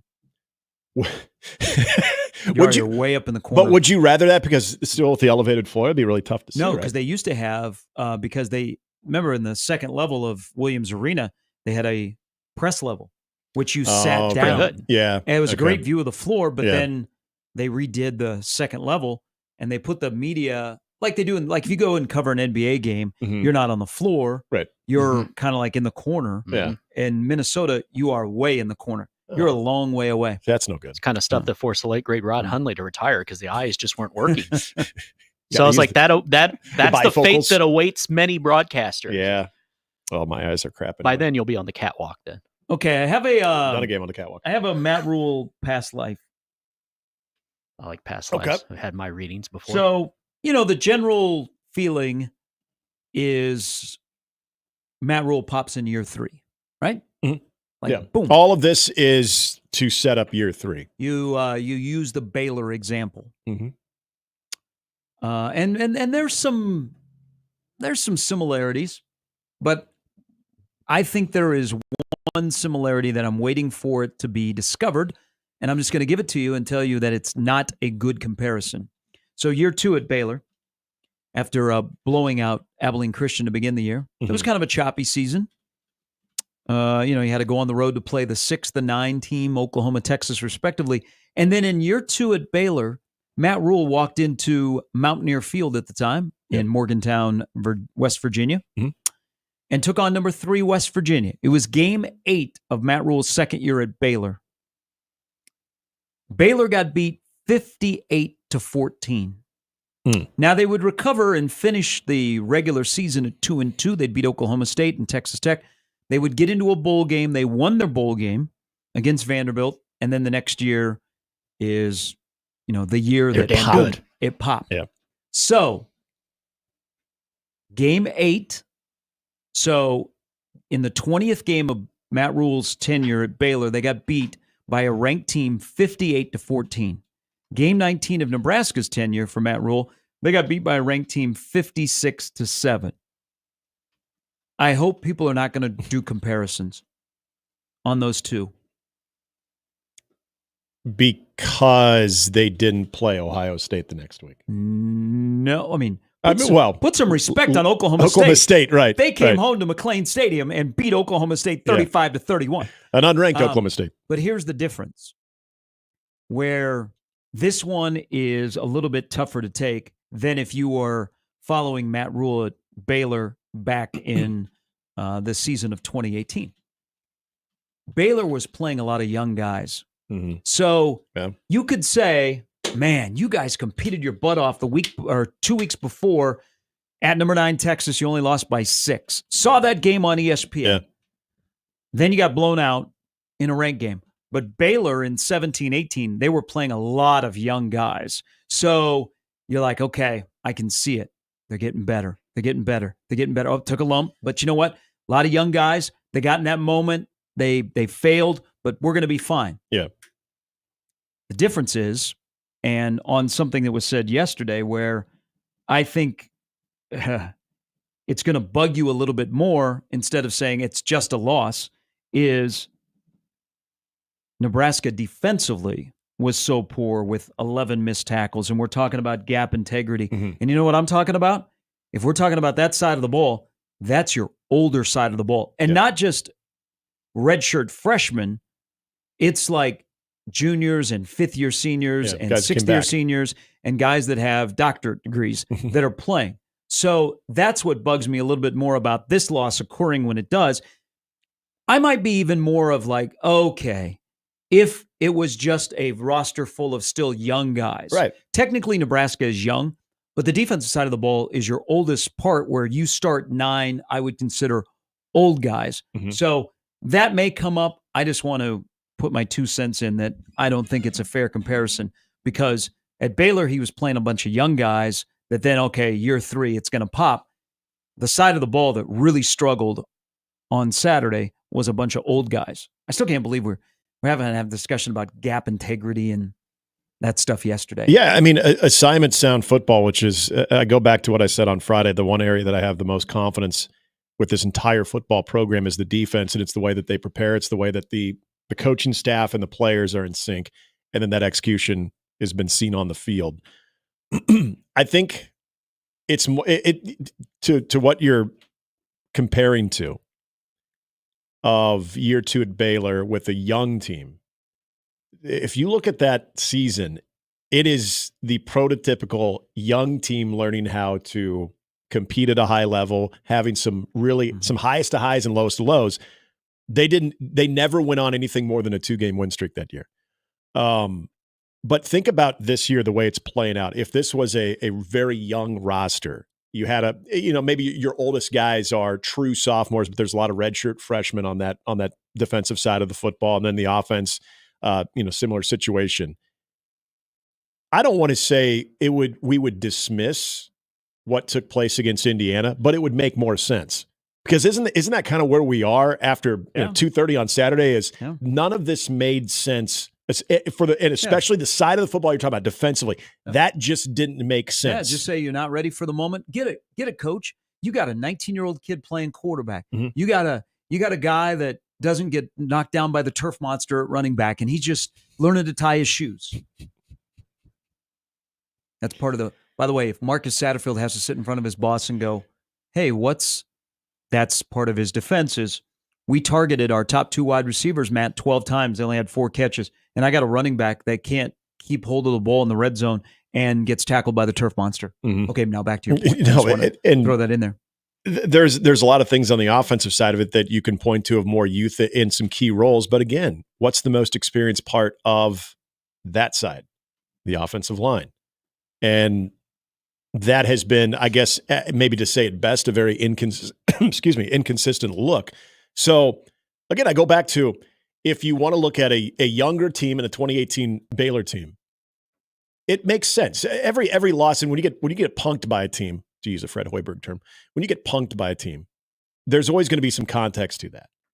And it's not the fact that Nebraska lost to Indiana, as you brought up yesterday, and the way that they lost is obviously inexplicable based on what we thought this team could be, but it is the answers that I didn't expect Matt Rule to show up yesterday with all of the answers, but there was that feeling of he's still searching for too. That remember, and this was something I thought about listening to him, and I didn't put as much stock into it when you brought this up last week.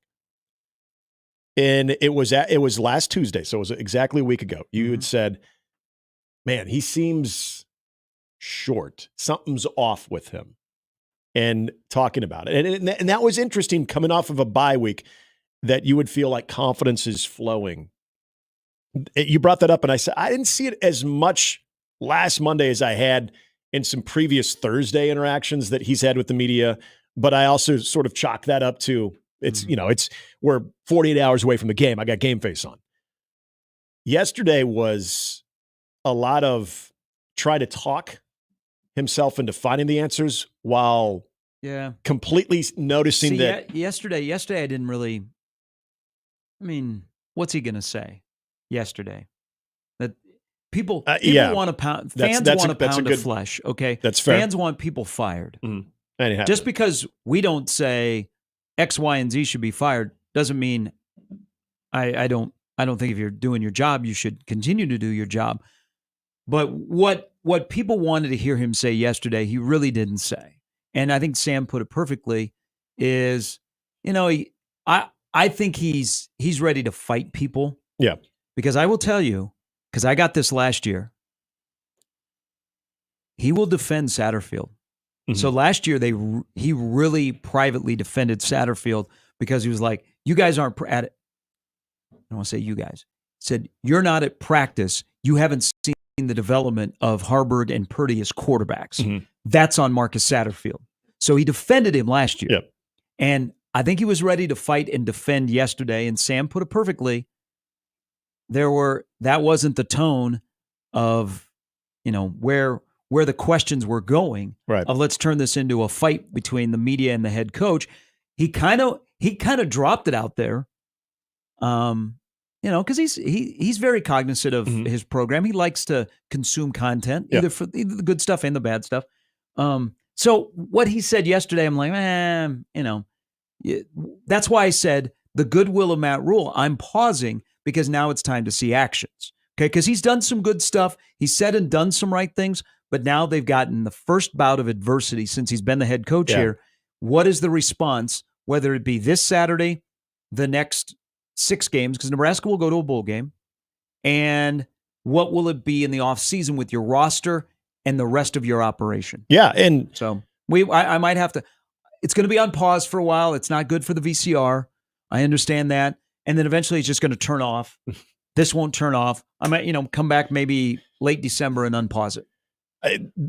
It's the whole conversation is really interesting about how people are viewing him, what he has to say, his thumb on the program right now. Because I, for one, always appreciate how he can just talk football, but he can talk in a way where there may be certain things that he brings up and you're like, huh, yeah.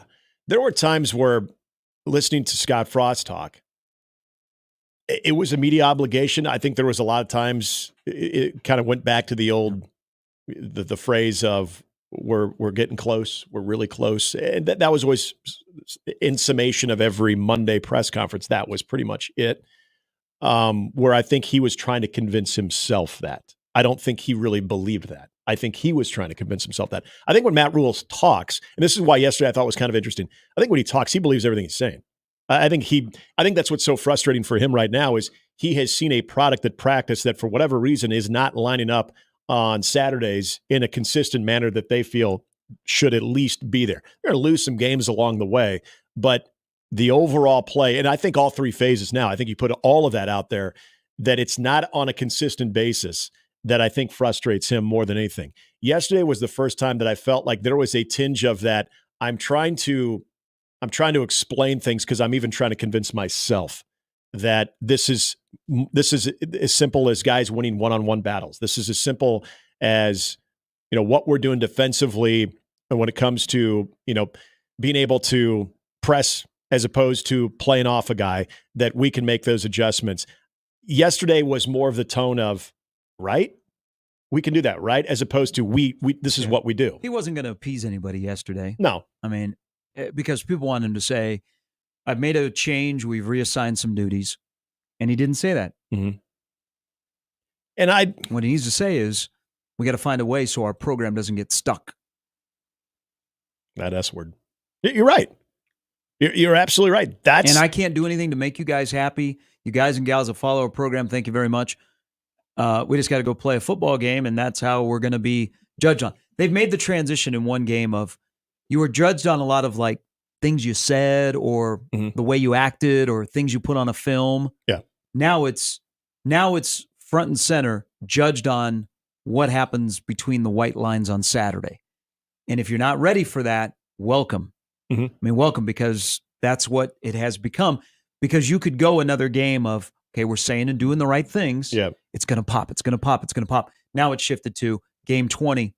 Let's talk some football. And doesn't that seem football to aggravate people more when you seem to hit the right notes when it comes to the conversation that you're having, either with the public and even in certain forums. People are like, God dang, he just seems like he's got great insight. I love listening to him talk. Well, but then when you don't see the product improving the way that you feel it should, or at least some point, the tone of this team to begin the season is this is going to be a much better season. You're seeing a lot of some of the similar things that have happened in some real bad years. That talk, it gets on people's nerves, because you're right. To your point of play the GD game. Well, it can go from, okay, Saturday wasn't the first time that he said stuff that was different from what was actually being performed on the offensive side of the ball. But we have said in the past, well, okay, they don't have the guys. They got to figure out the scheme. Mm-hmm. Saturday he says that, and now we're like full red alert on what's wrong with the offense. Why is there a disconnect? Yeah. Okay, you're talking about being a violent football team. How come we can't be a violent football team? Yeah. Okay, hey Matt, I'm with you, man. You can say we want to be a violent football team. It's guys that are just learning how to play that way. Now you're saying that, but they're not doing it. Where is the disconnect? What's going on here? How come you're a guy that appears to be attention to detail guy, very much attention to detail? I can tell a lot about a football program on their special teams, because special teams requires the most attention to detail, because it draws people from all sides of the ball. Yep. And Matt, your special teams, the attention to details, not there. Now I pull back the curtain and go, let me look around.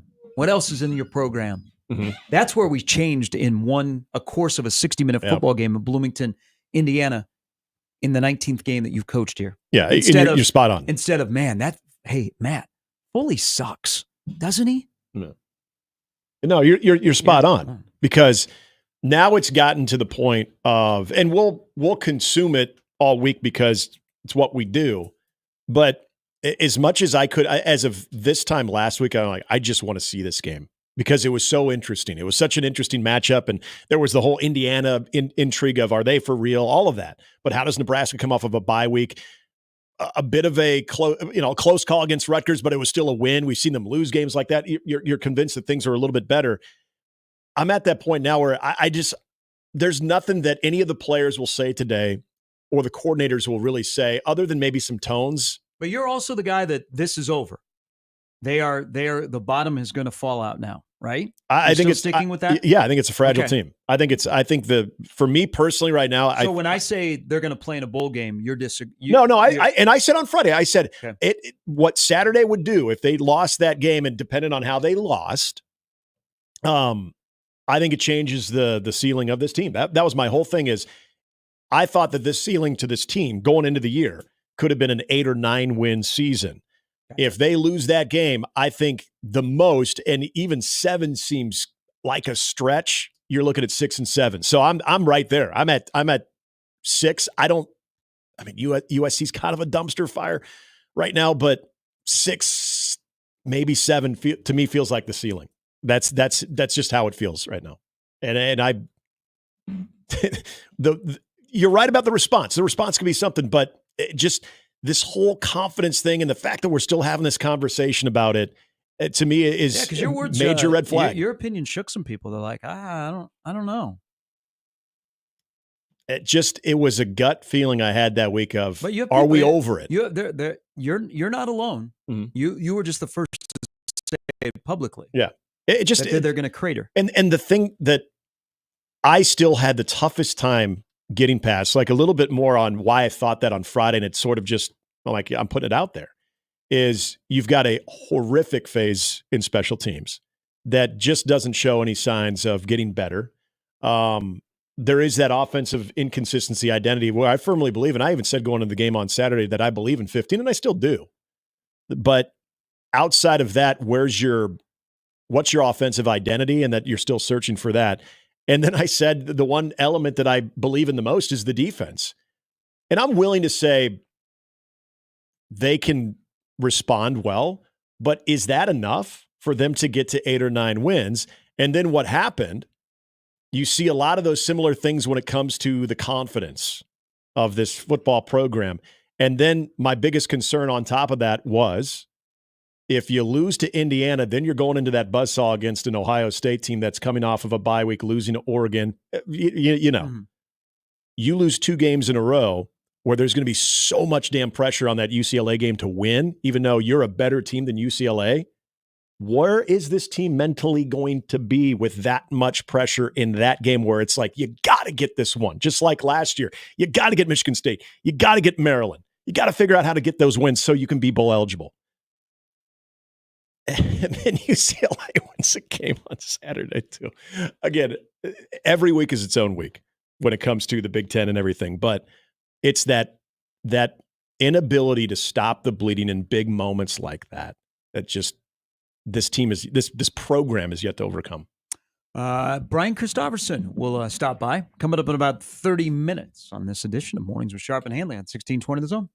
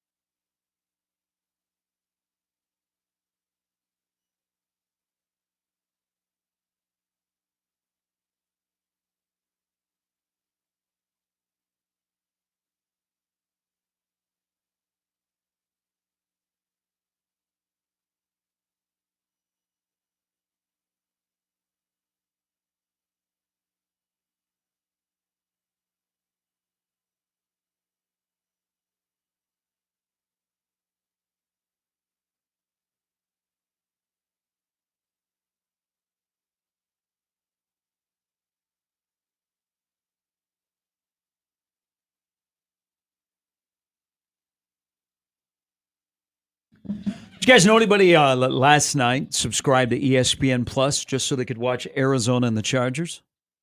No. I'd rather watch the back of my I can't say I saw anybody saying like that. I want to subscribe for that. Actually, it wasn't the most picturesque game, as they would say.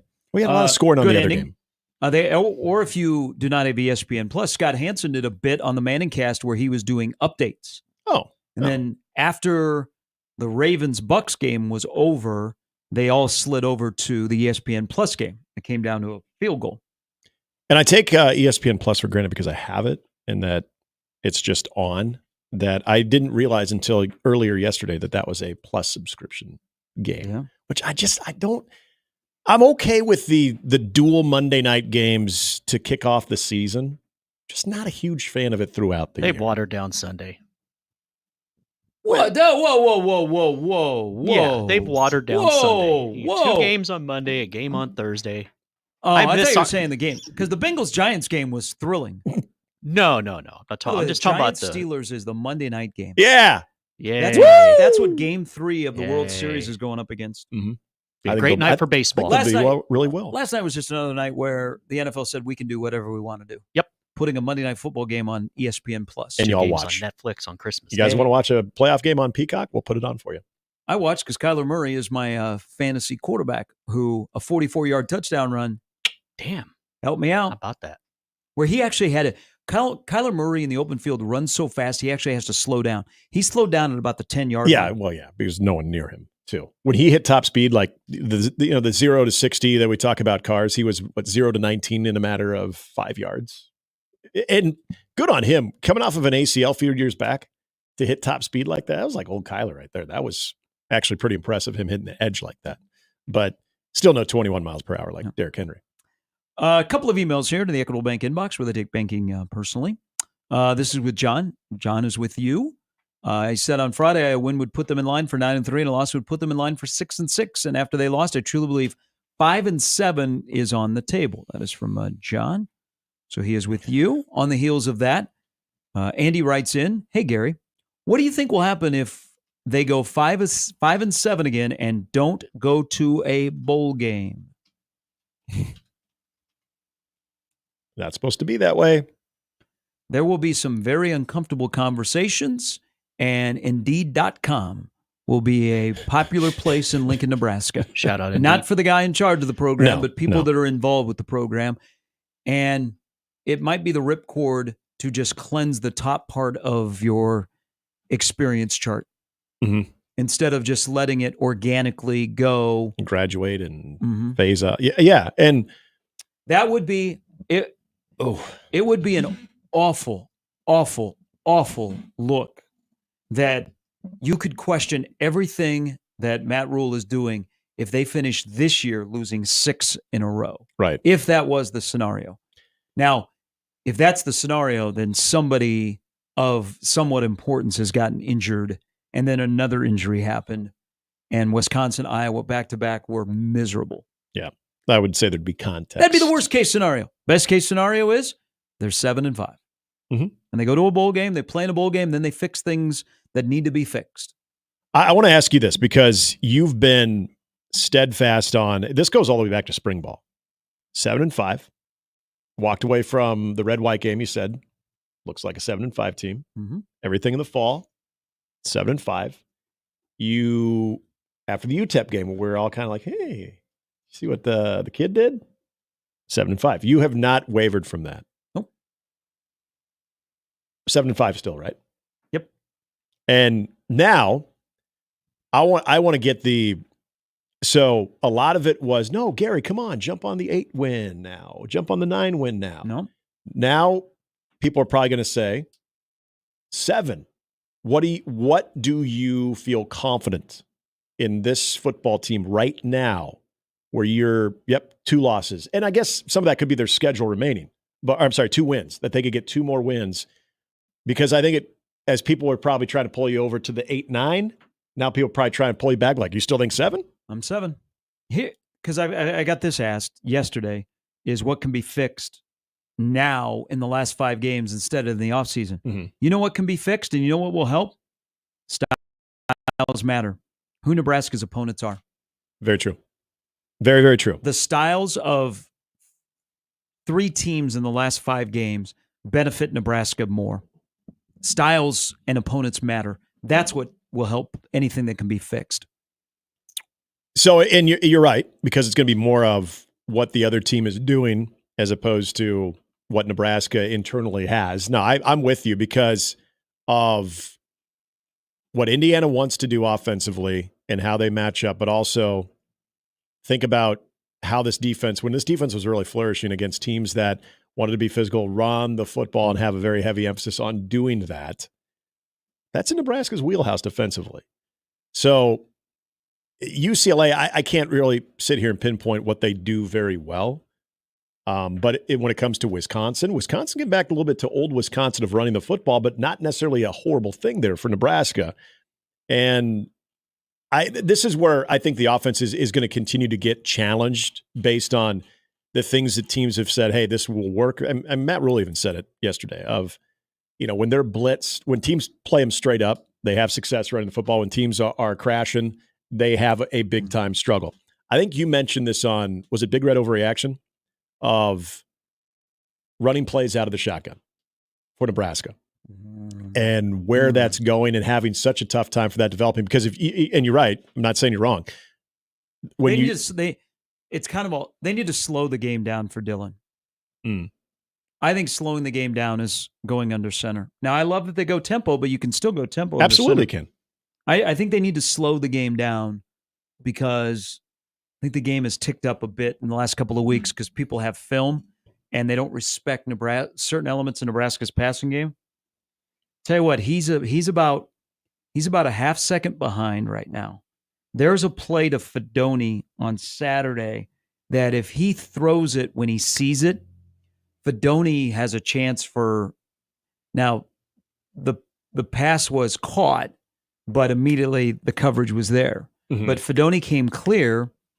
And Dylan thought about it, and it goes back to the Rutgers game. Yeah. Where C, react. Yep. Instead of C, okay. Mm-hmm.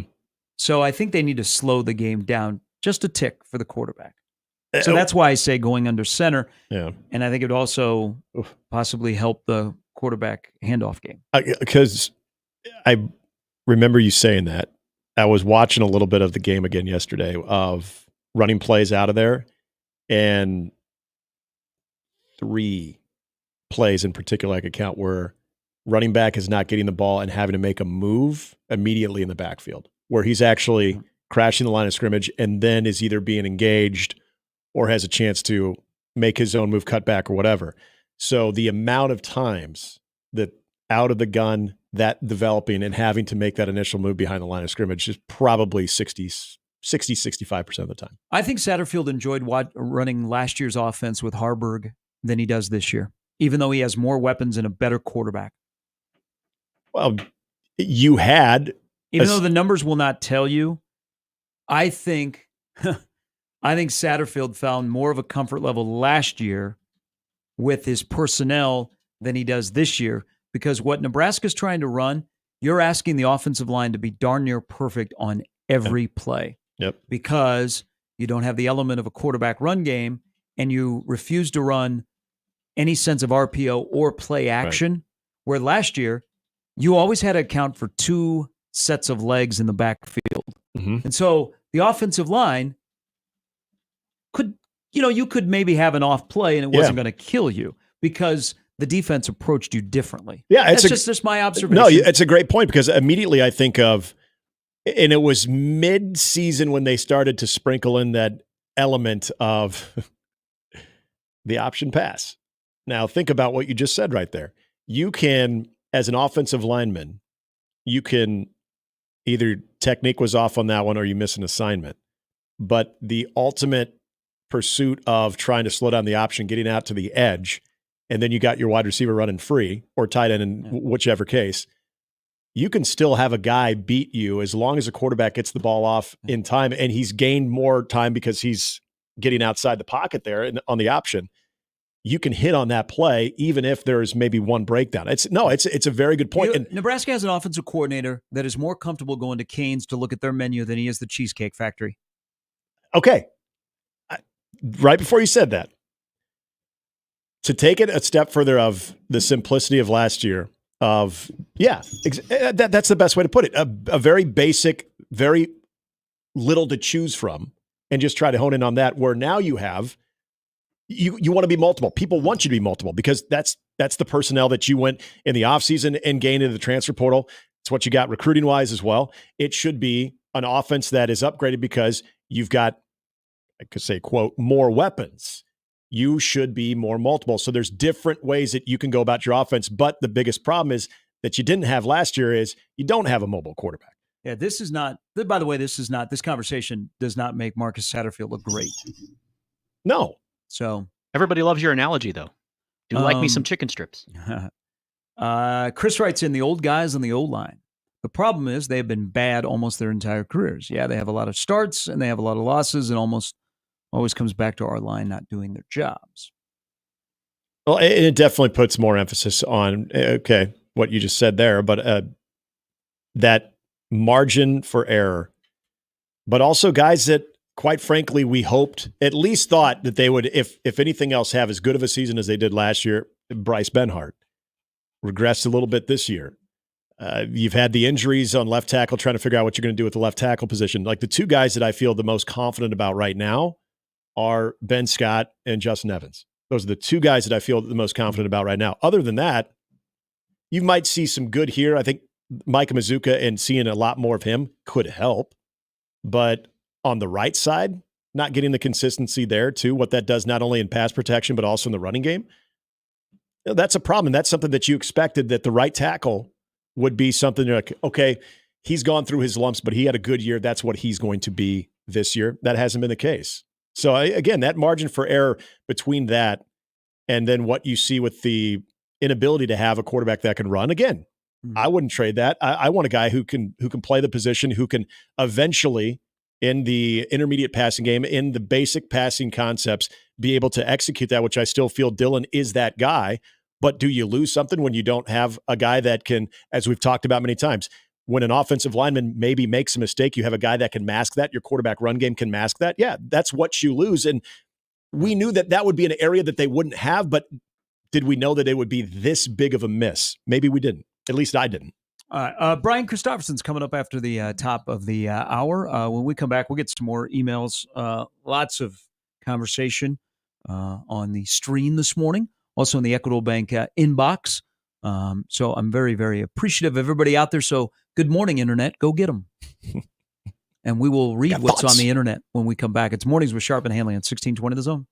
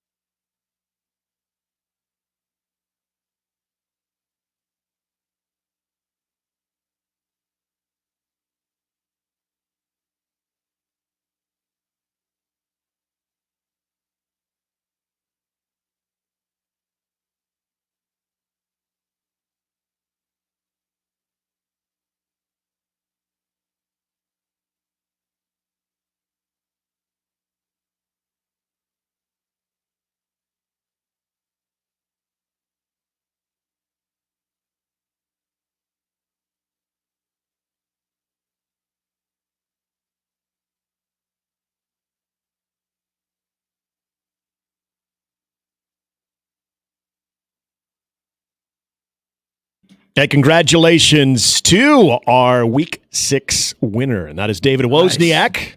He's got himself $2,500. Guess what? He got all 10 correct. Wow. Hell yeah. When you do that, chances are you're going to win. So congratulations to David Wozniak, who is a listener of the show. And to get involved in the contest or to join the VIP club, just go to 1620 The Zone, and you can be the first to make your picks on Monday if you are a 1620 The Zone email subscriber, and also stay up to date on all the sports news, contest promotions like the 4-quarter pick'em that we're having right now. Just sign up to date, 1620thezone.com. All right, more emails in the Equitable Bank inbox. This is from Zach, who, man, he can type like no other. Writes in to both Nick and myself. Rule won't pop unless he gets rid of Satterfield, Foley, McGuire after the season. End of story. If he doesn't do that, then I'm out on Rule, regardless of any sunshine pumping from the Nebraska media. You address the first part. I'll address the sunshine pumping from the Nebraska media.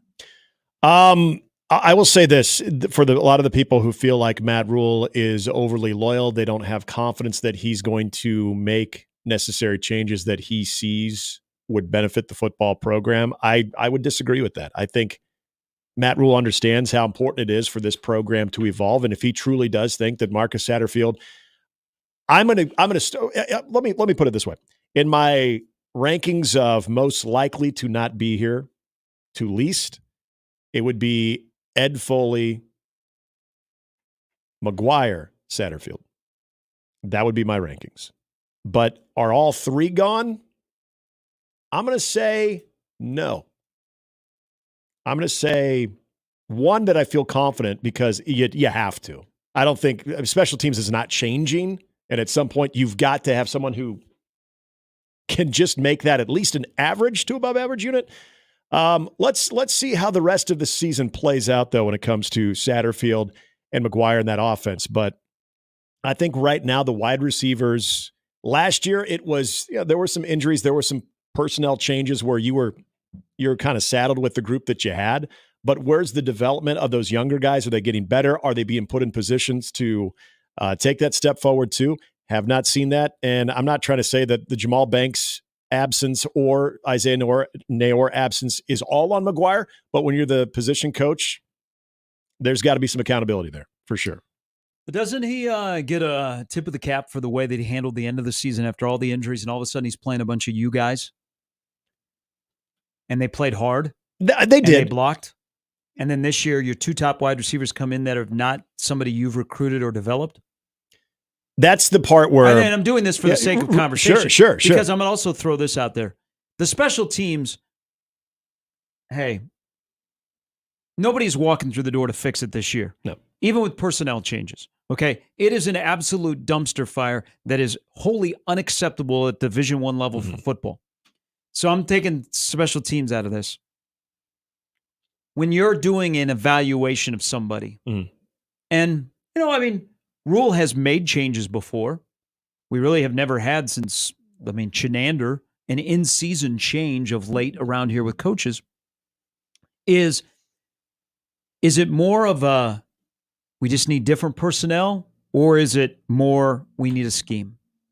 I'm just throwing this out there for the sake of conversation. I think they're both equally important. Where I again focus in on the wide receivers is I go back to, now this is something Satterfield actually brought up, but the perimeter blocking element of this that has just been atrocious apparently since the fall. This spring. Aren't the two guys that get the most scrutiny the newest guys? Yeah, that's a good point. Yep. But again, that doesn't you're right. Doesn't absolve the wide receiver coach of that. But I'm also looking at a year where, and maybe this is more of a Satterfield thing to your point, but I'm looking at also a year where if you've got guys that are not blocking, and you also have younger guys in the program that you began to develop even last year, like a Jalen Lloyd, where is the major progress in his abilities this year? He's, in my opinion, with his speed, you've said this before too, which I would agree. His speed, he's a real weapon. He's a real asset. Yeah, I think Jalen's thing is a little bit more Jalen. But where we got off to a slow start out of camp. I guess I would ask this then. We're starting, but we're picking up because I think he has a monster ceiling. So we're back on the right path.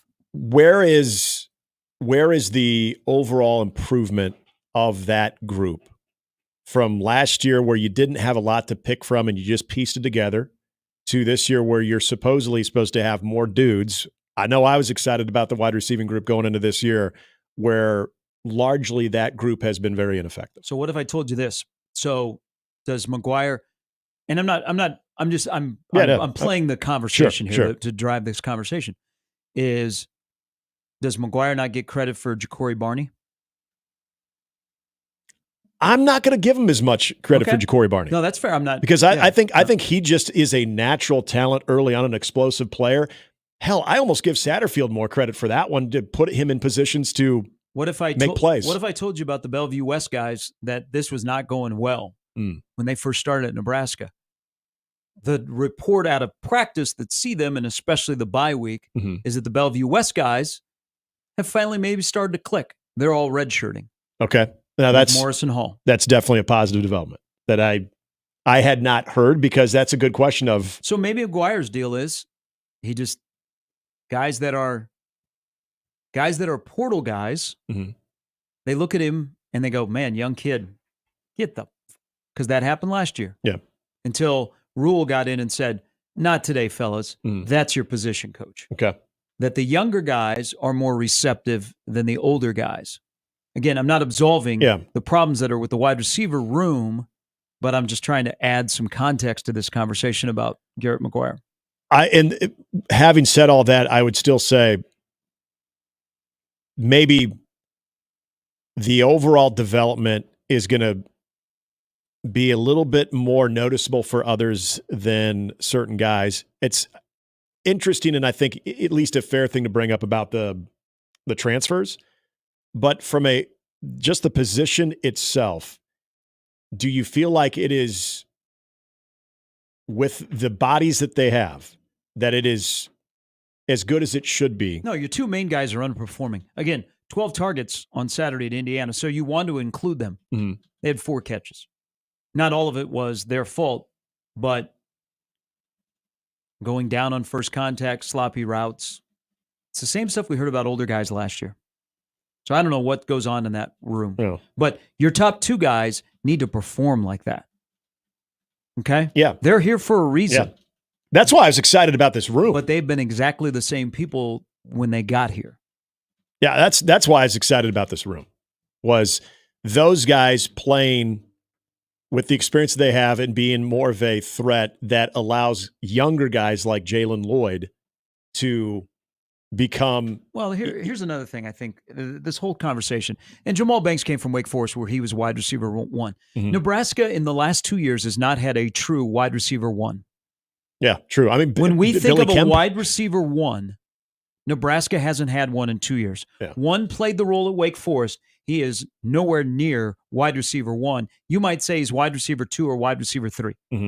Nebraska needs to find a dude that is a wide receiver 1. Yeah, that is Trey a Palmer. true wide receiver 1 in the scope of the game of football. Yep, uncoverable, big play potential every time he's on the field, and you put that to the test. And they've been pursuing that in the recruiting, but they haven't had it yet. I mean, Billy Kemp was not wide receiver 1. No. And hoping that you're going to develop it into wide receiver 1 of a guy that's got some tread on the tires, I think is far-fetched. It's just their 2 top guys have to play better. They have to play better. I mean, there's just no excuse. So so in your opinion, or don't play them? So, okay, thank you. I was just going to say that. But at what point do you say they're fragile, where then you're like, where do we get offense from? At some point, do you just start looking at guys that you feel are at least on the come and say, let's up their reps? So who would that be? First of all, I like the idea of Ja'Cory Barney becoming more of not just a gadget guy. I think that is. If you could run the football successfully, then you could do that. Yeah. I mean, I brought that up earlier, but that's the bottom. Unfortunately, that's the uncomfortable truth. Jalen Lloyd, obviously want to see way more of him. I can't believe I'm saying this, because what he does is not necessarily that's going to lead to explosive plays, but maybe just his presence. But hell, give me some Bullock. Where's Malachi Coleman in all this? Wasn't he supposed to be better this year? Isn't that a guy that had a lot of athleticism? I'm not saying he should be playing, but the whole point of this, and this kind of, again, goes back to Garrett McGuire, in my opinion, is if your two top dudes aren't performing in a football program that has no problem rotating in and out, where are the guys that are younger that are supposed to be helping out too, that can give you reps that if they're competing every day and some guys are not up to snuff week in and week out, isn't there a younger group that's competing that you can say, hey, give them a role? There are so many guys that I just didn't think we'd be having this conversation at this point of the season about that certain position group. And whether that's a development thing, whether that's an individual thing, because I think in some cases it probably is an individual thing. The discussion was Nebraska is deep. It was never really about, man, they are stacked. It always came back to Nebraska has the deepest wide receiver room since Bo's last year. Has options, yeah. Okay. It was never about they got the best wide receiver room. It was always about they have the deepest. Yeah. Then it becomes, all right, go out there and prove it. And your top two guys are not being the top two guys. And that's just affected everything. Brian Christopherson from Husker 24/7 joins us next.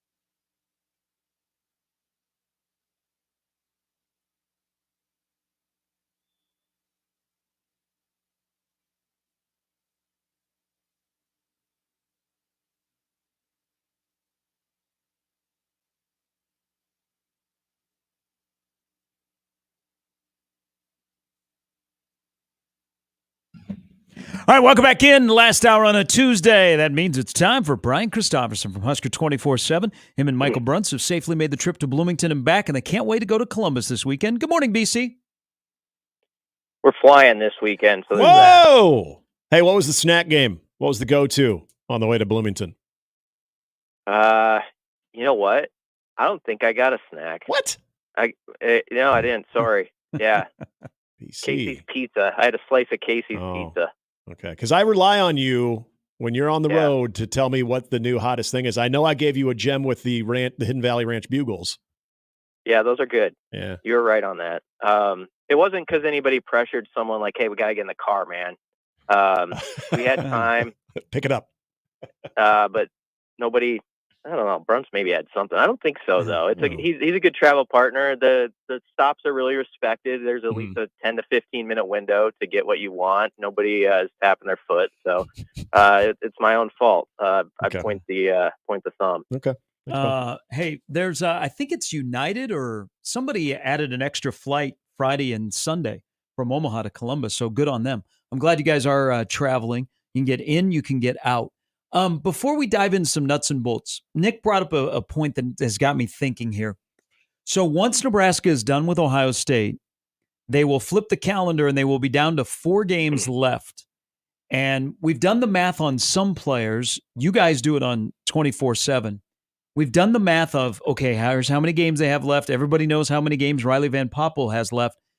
Do you think there's a possibility in some of the position rooms that are top heavy that are going to see some attrition due to graduation, and then you have some guys redshirting, that November kind of turns into a little bit of a tryout at certain spots? To a small extent, but I would emphasize small because I always think it's one of those things that I think it's a good point to bring up, and there are certain guys you can work in for some snaps here and there. But you guys know as well as I do, like every game matters in the moment, whether people say it does or not, whether they're saying, oh, it's about building the next year. You still need to put the product out there right then that builds something for you. And so it's very hard, I think, in November to suddenly pull the trigger with like 5 to 6 true freshmen being sprinkled in at this spot and that spot. I could see it here and there, though.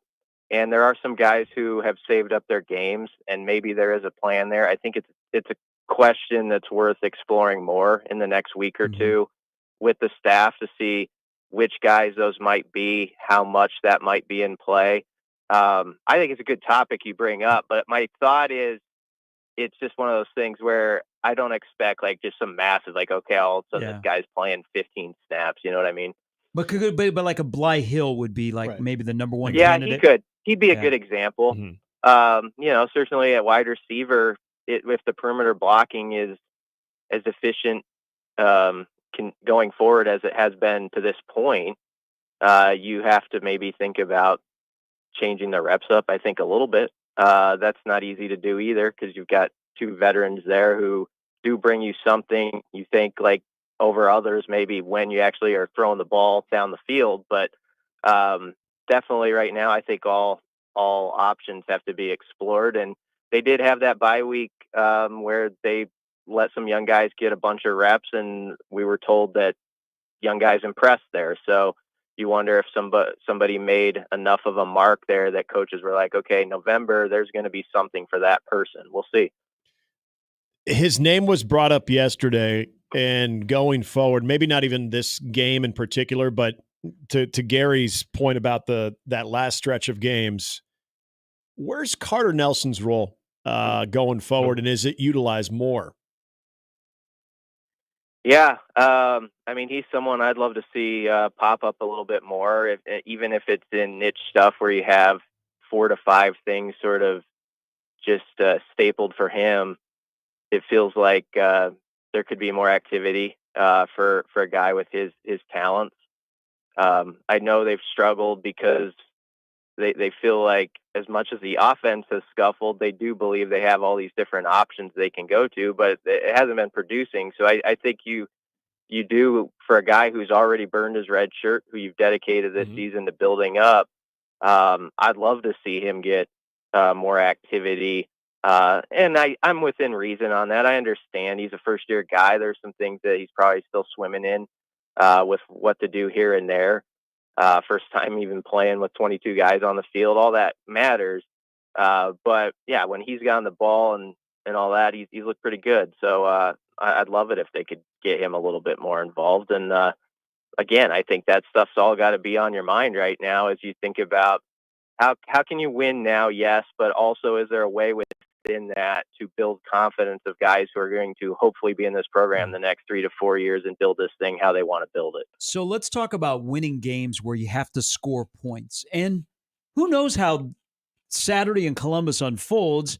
Maybe you find yourself where a defensive score pops up and you're like, whoa. But I want to, Brandon Vogel yesterday on Counter Read, our colleague, put this little nugget out. Nebraska has scored more than 30 points against a power conference opponent once in 15 games under this staff. The most the defense has allowed in a win under rule, any win, is 14. Basically, if the defense isn't top 10 good, this team is currently constructed, hasn't won. They've got to find a way to score points. If you had to choose, and I know it'd be easy, like, man, it's a struggle.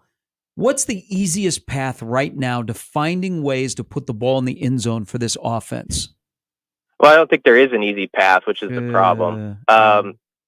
Yeah, I mean, it's a good question again, but it's one where you're kind of scrambling for an answer that doesn't make people kind of like chuckle a little bit. Like, yeah, I'll believe that when I see it, because as Brandon Stat notes, the track record of even producing like a big number of points against lesser teams is not really there. Like it's it kind of, there's been a cutoff point for this offense where you'll take 40 in a win, but 40 against UTEP, we haven't seen like 56 or 63, something like that. So it's just been an offense with limitations, I think.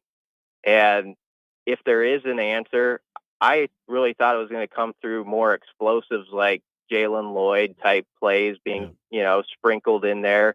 Rule often talks about like the 80-yard run.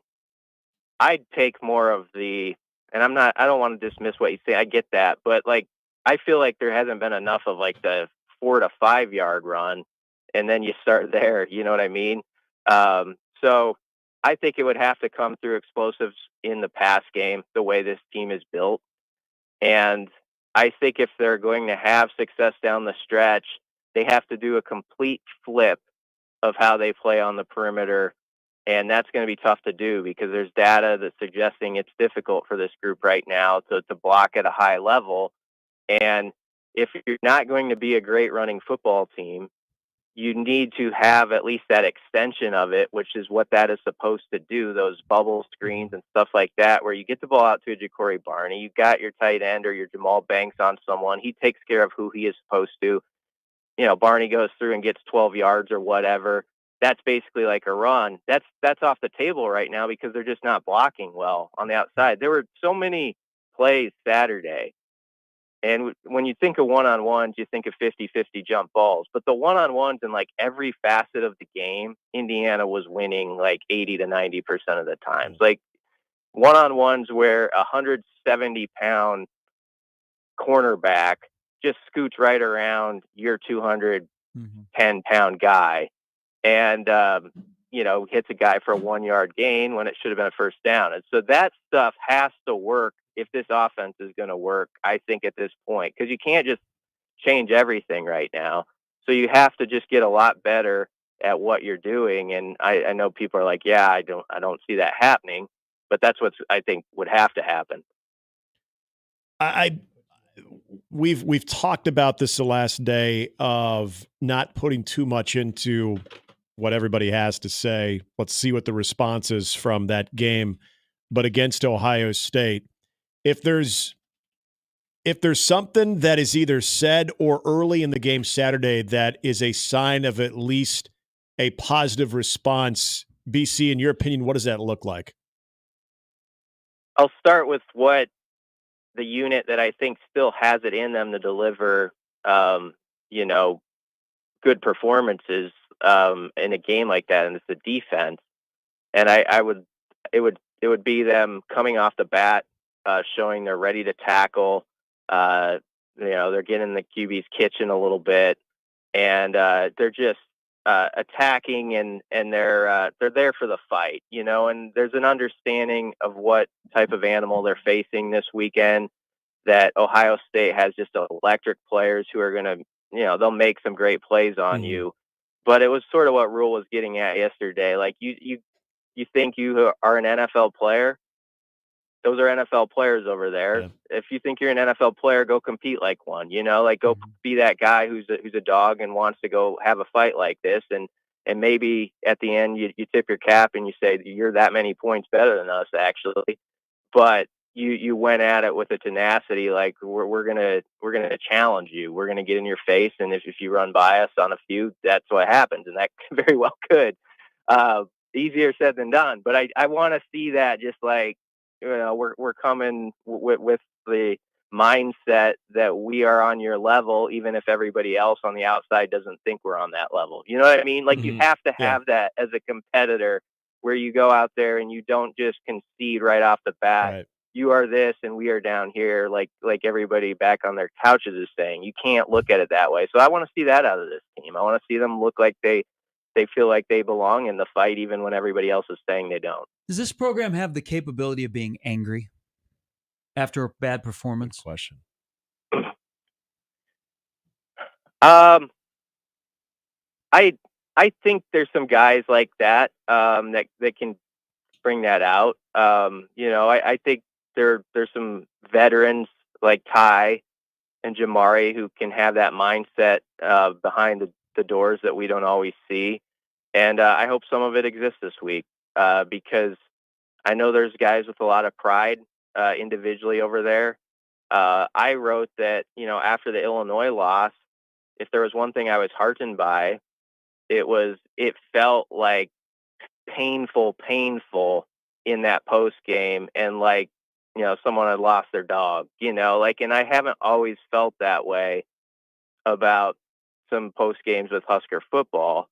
And so I hope this week, they feel every bit of that after the game like they had Saturday, because that was an embarrassing game. I mean, that was black eyes, both of them.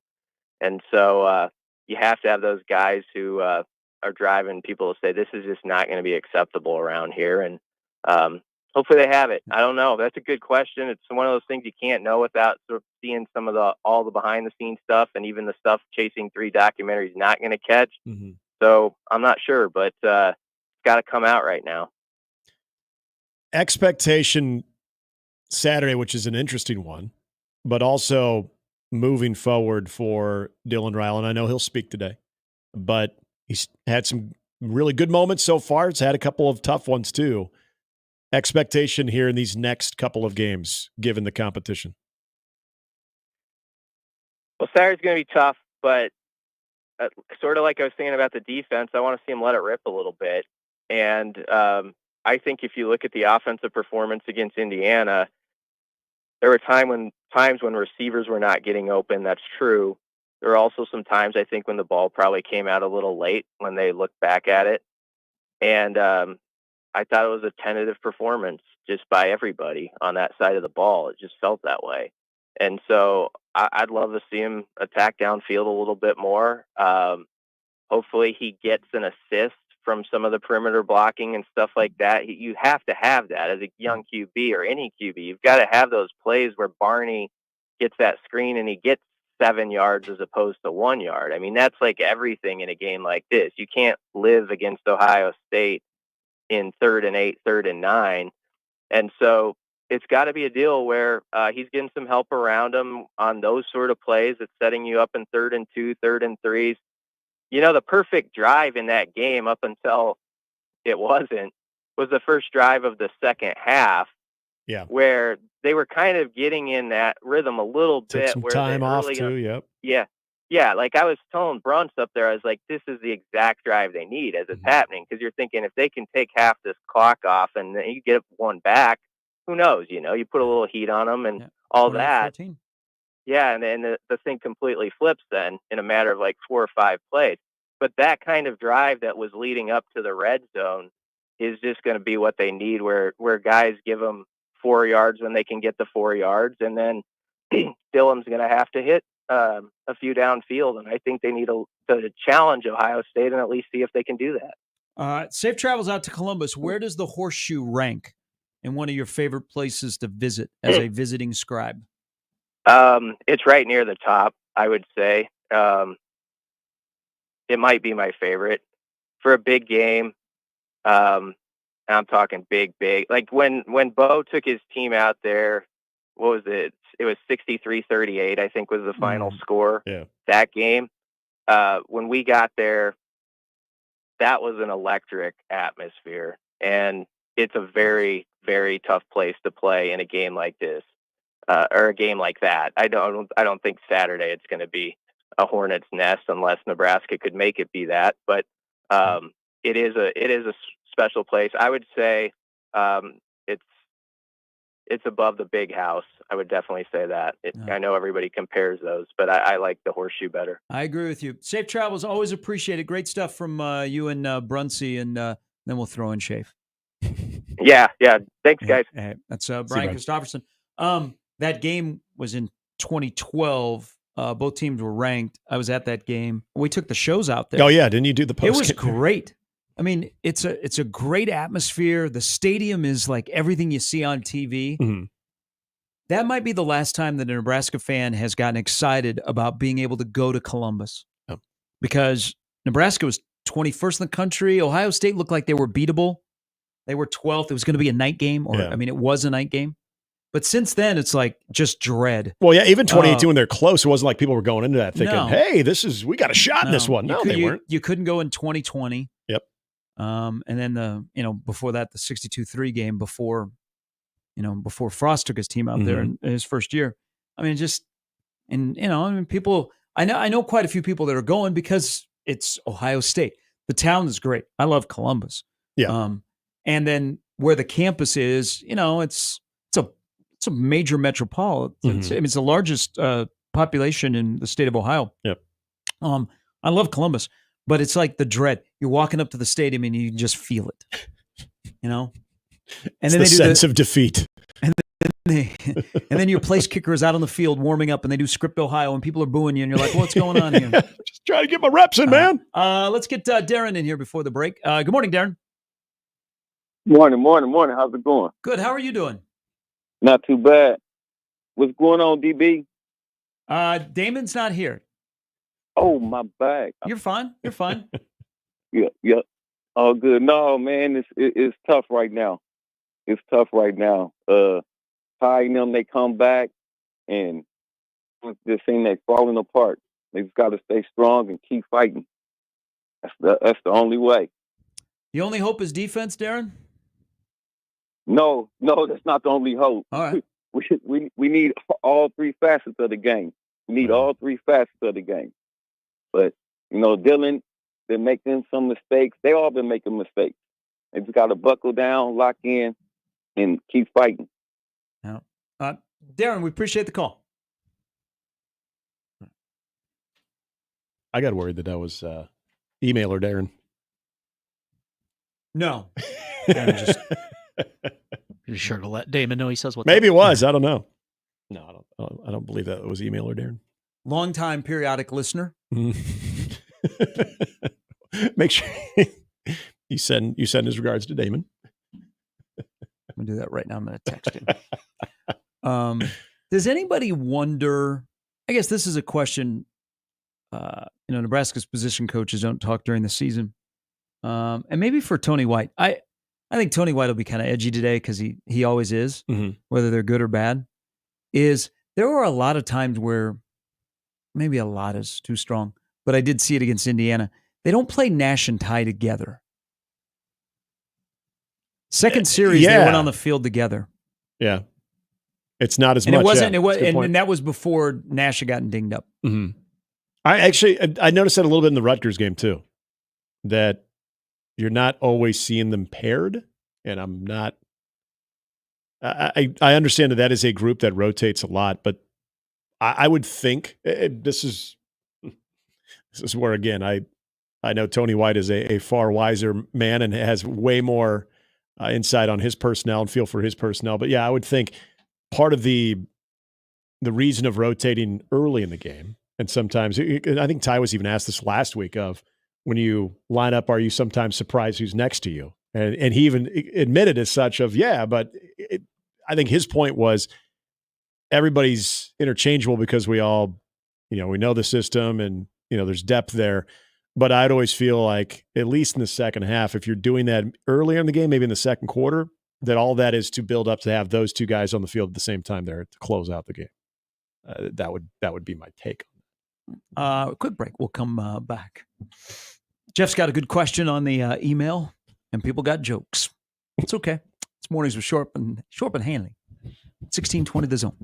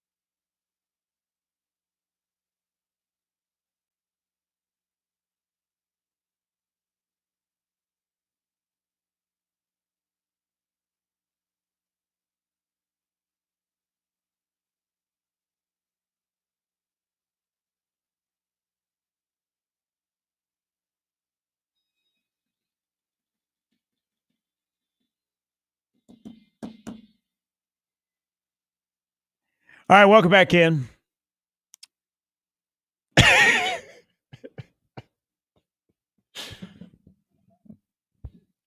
Y'all on the stream are just killing me in a good way. Jeff writes in. Tough game Saturday. Jeff Eddie writes George. into the Equitable Bank inbox.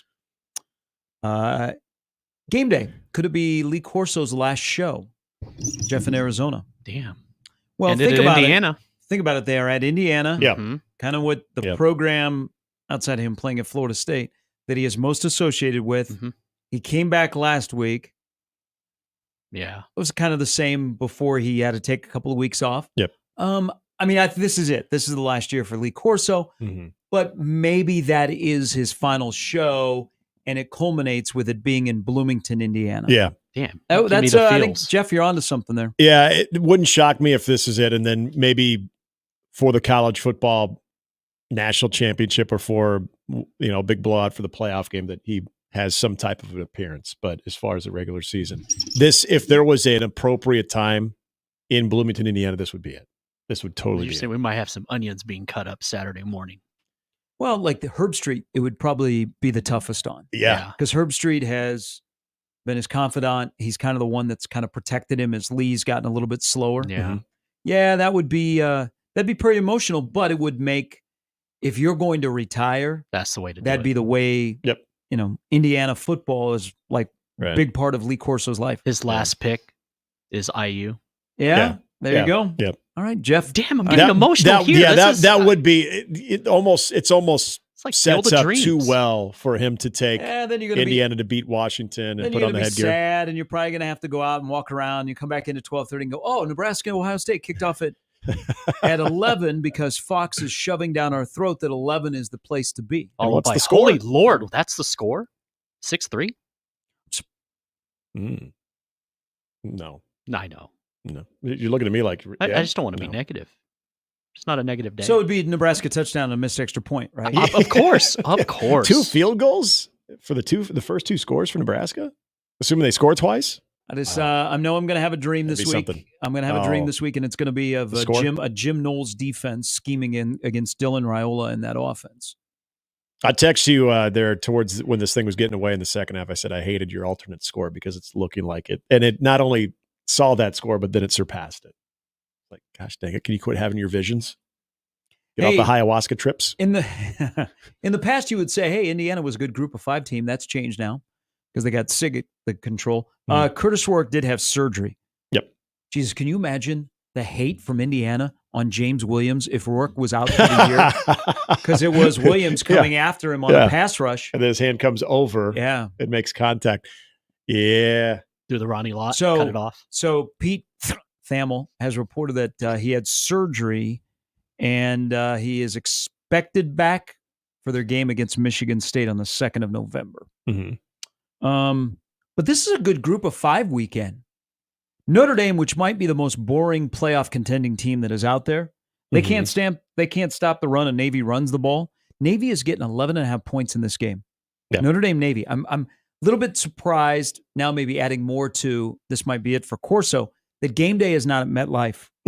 Or unless they say they're like, hey, we're going to we have Navy, Navy Army no matter what. Yeah. But Notre Dame Navy is a really good game. That's an important playoff game.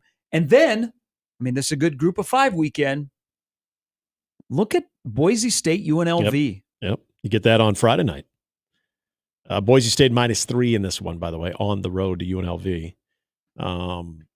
I hope it's a little earlier so people can watch. Well, I think if you haven't at this point seen Ginty, then watch Nash and Ginty. It's kind of must-watch TV. So there was a time that Boise State was always like the cool group of 5 football program for various reasons. They still are.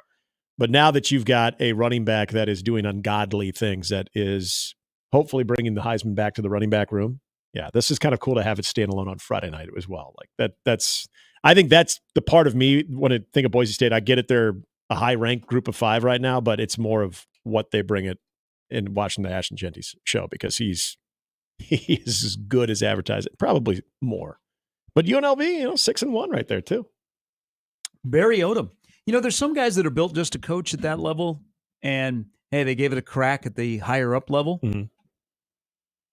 So, Barry Odom's done well. UNLV is smart. They're sitting there waiting.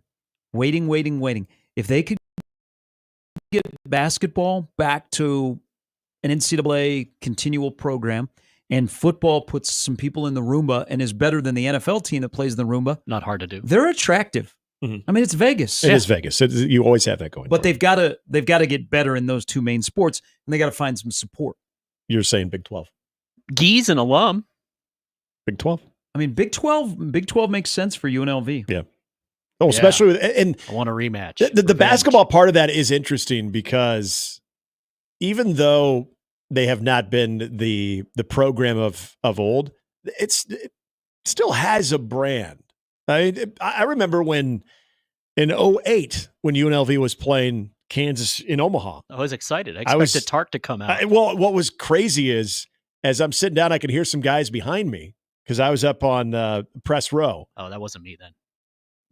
No, but you had LJ there, and it was kind of sweet. Like looking behind me, I'm like, oh my god, look at who's here, and that was cool. And UNLV, they were, I don't know.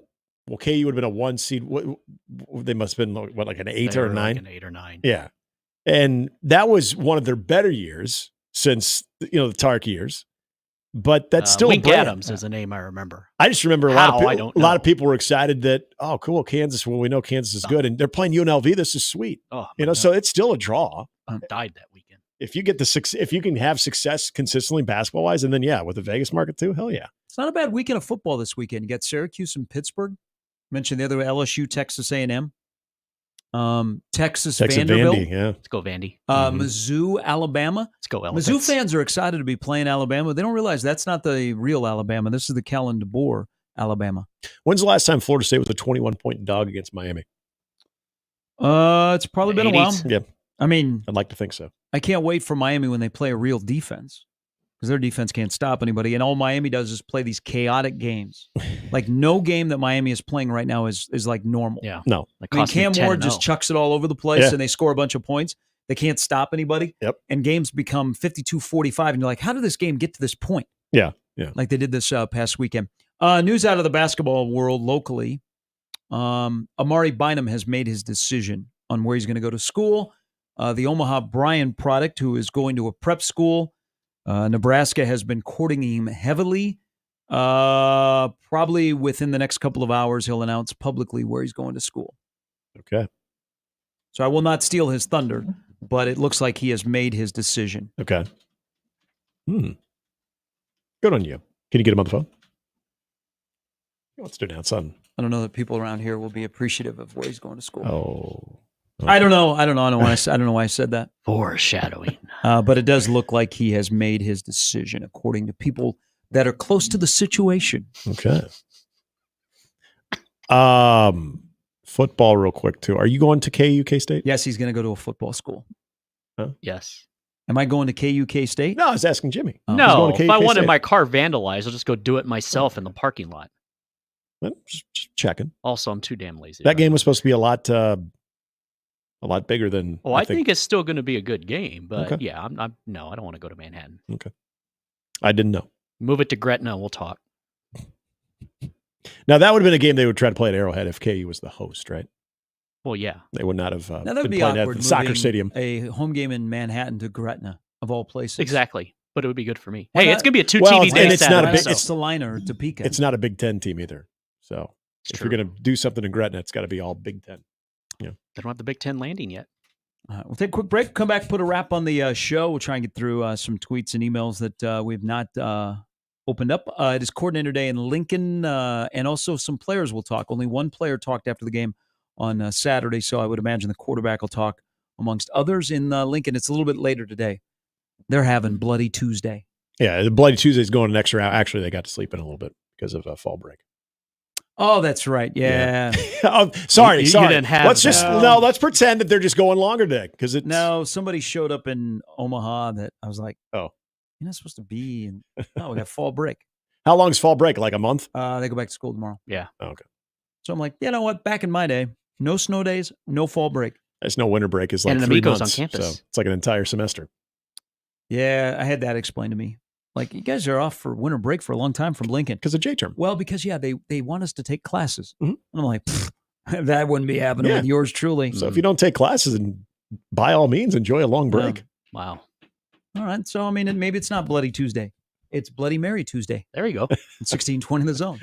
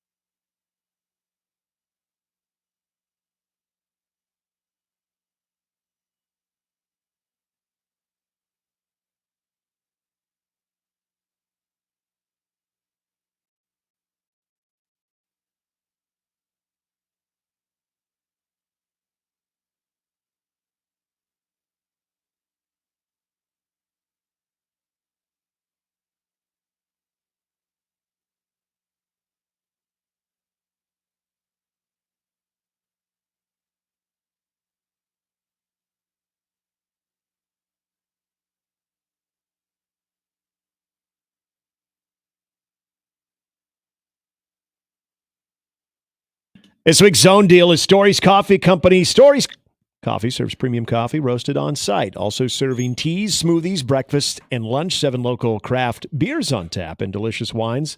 With this week's deal, you can get 5 $10 vouchers for only $25, a $50 value. And it's on sale this Friday, October 25th at 9 a.m. Get all the details, 1620thezone.com.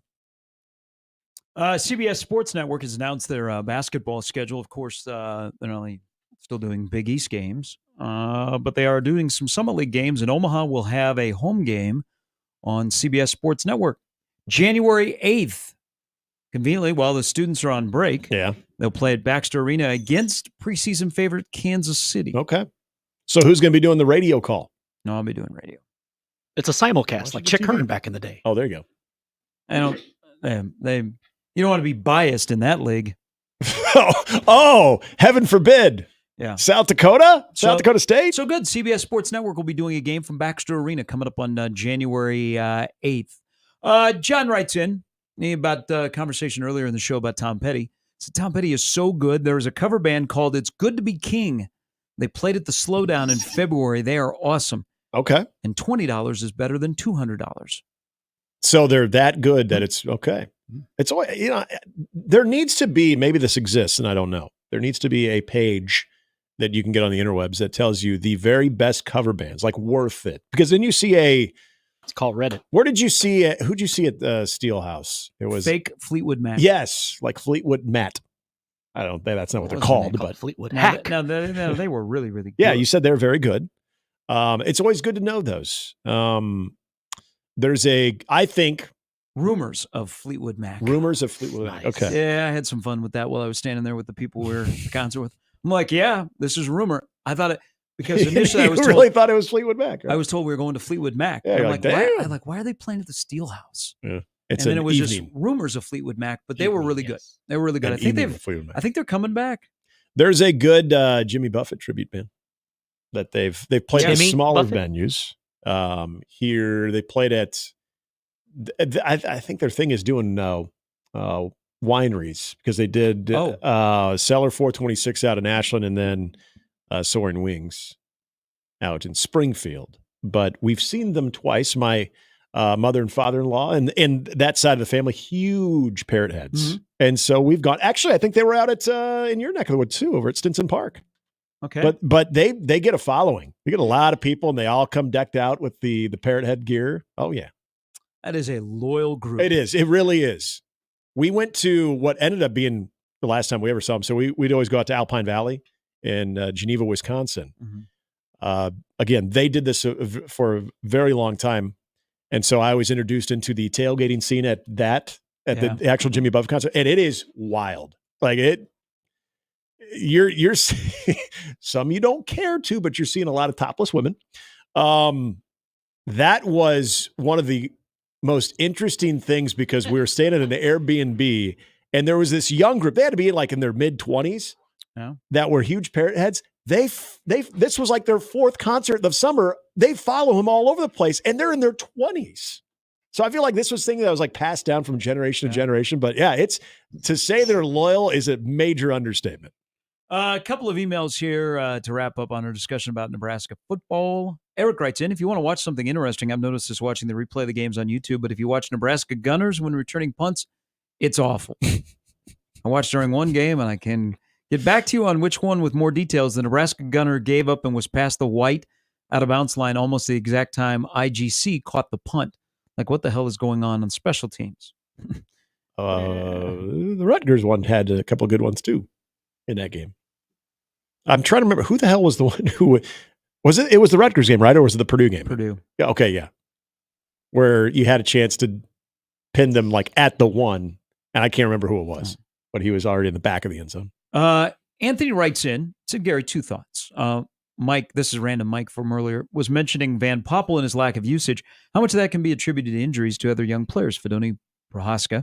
And the fear of young players still developing physically, making sure their bodies fill in more before they get on the field against players on the Big Ten that are more fully developed. You mentioned the usage of Barney. When I look at the weapons we have, does this roster not seem more aligned with an offense like that of the great Pirate Mike Leach? Spread them out, take pressure off the abysmal offensive blocking, and let Dillon get it out quick and spin it downfield. That is from Anthony. Anthony's got a great job, by the way, at a great place. Nice. The first part, so Van Poppel is a grown man body. I was just going to say that, yeah. I don't worry about that with Riley Van Poppel. The Carter Nelson one, I think that's a good question for today. What is his specific role? I don't know. The offense is all over the map. The offense has a lot of things at its disposal. It doesn't do one thing particular well, and they struggle to narrow it down to let's just do this. And then what they want to be as an identity. If you think about it, I think what Satterfield is running is kind of what Scott Frost would love to run. With a lot of the getting the guys out of the perimeter game. Yep. Like he would have loved to have a guy like Barney. Oh, yeah. Now, he probably would have lined Barney up in the backfield and ran him 20 times in the game. Well, has he done that before with Wandale? See, I think the rule offense is what Illinois runs. Yeah. Very similar, yeah. And unfortunately, though, you don't have the two wideouts that they have that help out in the RPO game because that was a huge... But you also have the element of Altmaier can run. There's at least a threat of it. That's a big part of it. That was the thing that I should have known better with Ethan Kaliakmanis, but even he had that element that what they wanted to do with RPO worried me a little bit. Now, again, didn't have the wide receivers and also did not have the arm accuracy that I think Luke Altmaier has. Luke Altmaier, he's a good quarterback, but the way that they use him accentuates every part of his game. But how nice is it to have not one, but two legitimate, solid man beaters at wide receiver that they have? And that showed up so much in that game too. And if you're watching against Michigan, they did a lot of the same stuff, but this time they could run the football as well. But is anybody saying like Luke Altmaier is this next level guy that, he's going to be playing on Sundays? Yeah, It all comes back to the trenches, ma'am. Yep. Nebraska can block in the trenches. They get some perimeter blocking. The 5-star quarterback is back. And speaking of the 5-star quarterback, because it's Tuesday after you lose 56-7, this is a required email. Chris has fit the role. He's playing the bit. Not wanting to speak anything into fruition, but why would he stay? Quarterbacks are the most valuable position on the field in a place like Oregon, who will be needing a new quarterback next year. No, they have more who transfer from UCLA will take over for Gabriel. Would seem like a logical fit for someone with Dylan's skills. Nebraska's a dumpster fire unless we spend several million in NIL dollars to completely change the offense. My only hope for him staying is he knew what a tire this place was when he switched from Georgia, but after taking a year of getting your face beat in, he may not think saving Nebraska is really where he wants to put his efforts. He may actually want to go somewhere to win games and Heisman's. You say Heisman's, plural? Heisman's. Ron Powlus? Yeah. Thank you, Bino. Heisman's. I think it's way too early for that. I just think that conversation with a lot of the legitimate questioning of this offense and the direction of it this year, I think that is the most premature conversation as far as things that are legitimate questions about the future of this program going forward. I think that one is so far from reality right now. Right now, I say, because that's a very premature conversation. There's a lot of season.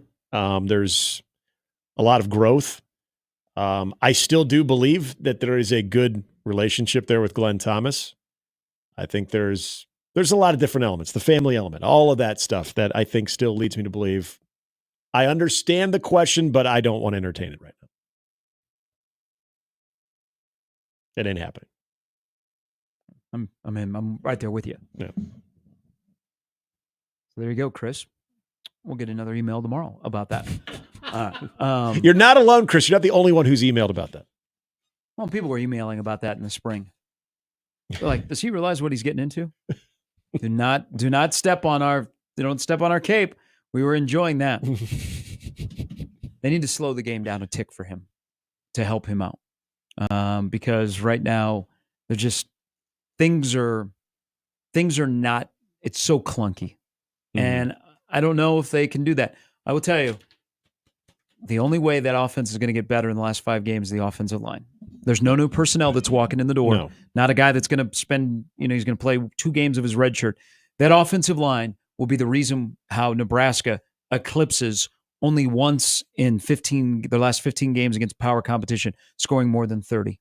It'll be the offensive line. Nobody else. Not the running back, not the quarterback, not the tight end, not the wide receivers, not Quentin Ives. Am I Ives? missing anybody else? It'll be the offensive line. The offensive line has to improve in the last 5 games for Nebraska to improve. Well, there's that small part of it, and I don't disagree with that at all. And it goes back to what we were just discussing about the identity of the offense. It is simply, when you watch, it is still a throwing stuff at the wall, hoping something will stick and then lean on it. But unfortunately, nothing has really stuck yet. And for a variety of reasons where that hasn't been the case. But offensive line, no matter what scheme you're in, no matter what offense you run, yeah, if you get better offensive line play, boy, that would go wonders, especially for the development of the young guy back there. All right, crossovers coming up next. We'll talk to you tomorrow at 6. For Jimmy, for Nick, I'm Garrett. It's Mornings with Sharp and Handley at 1620 The Zone.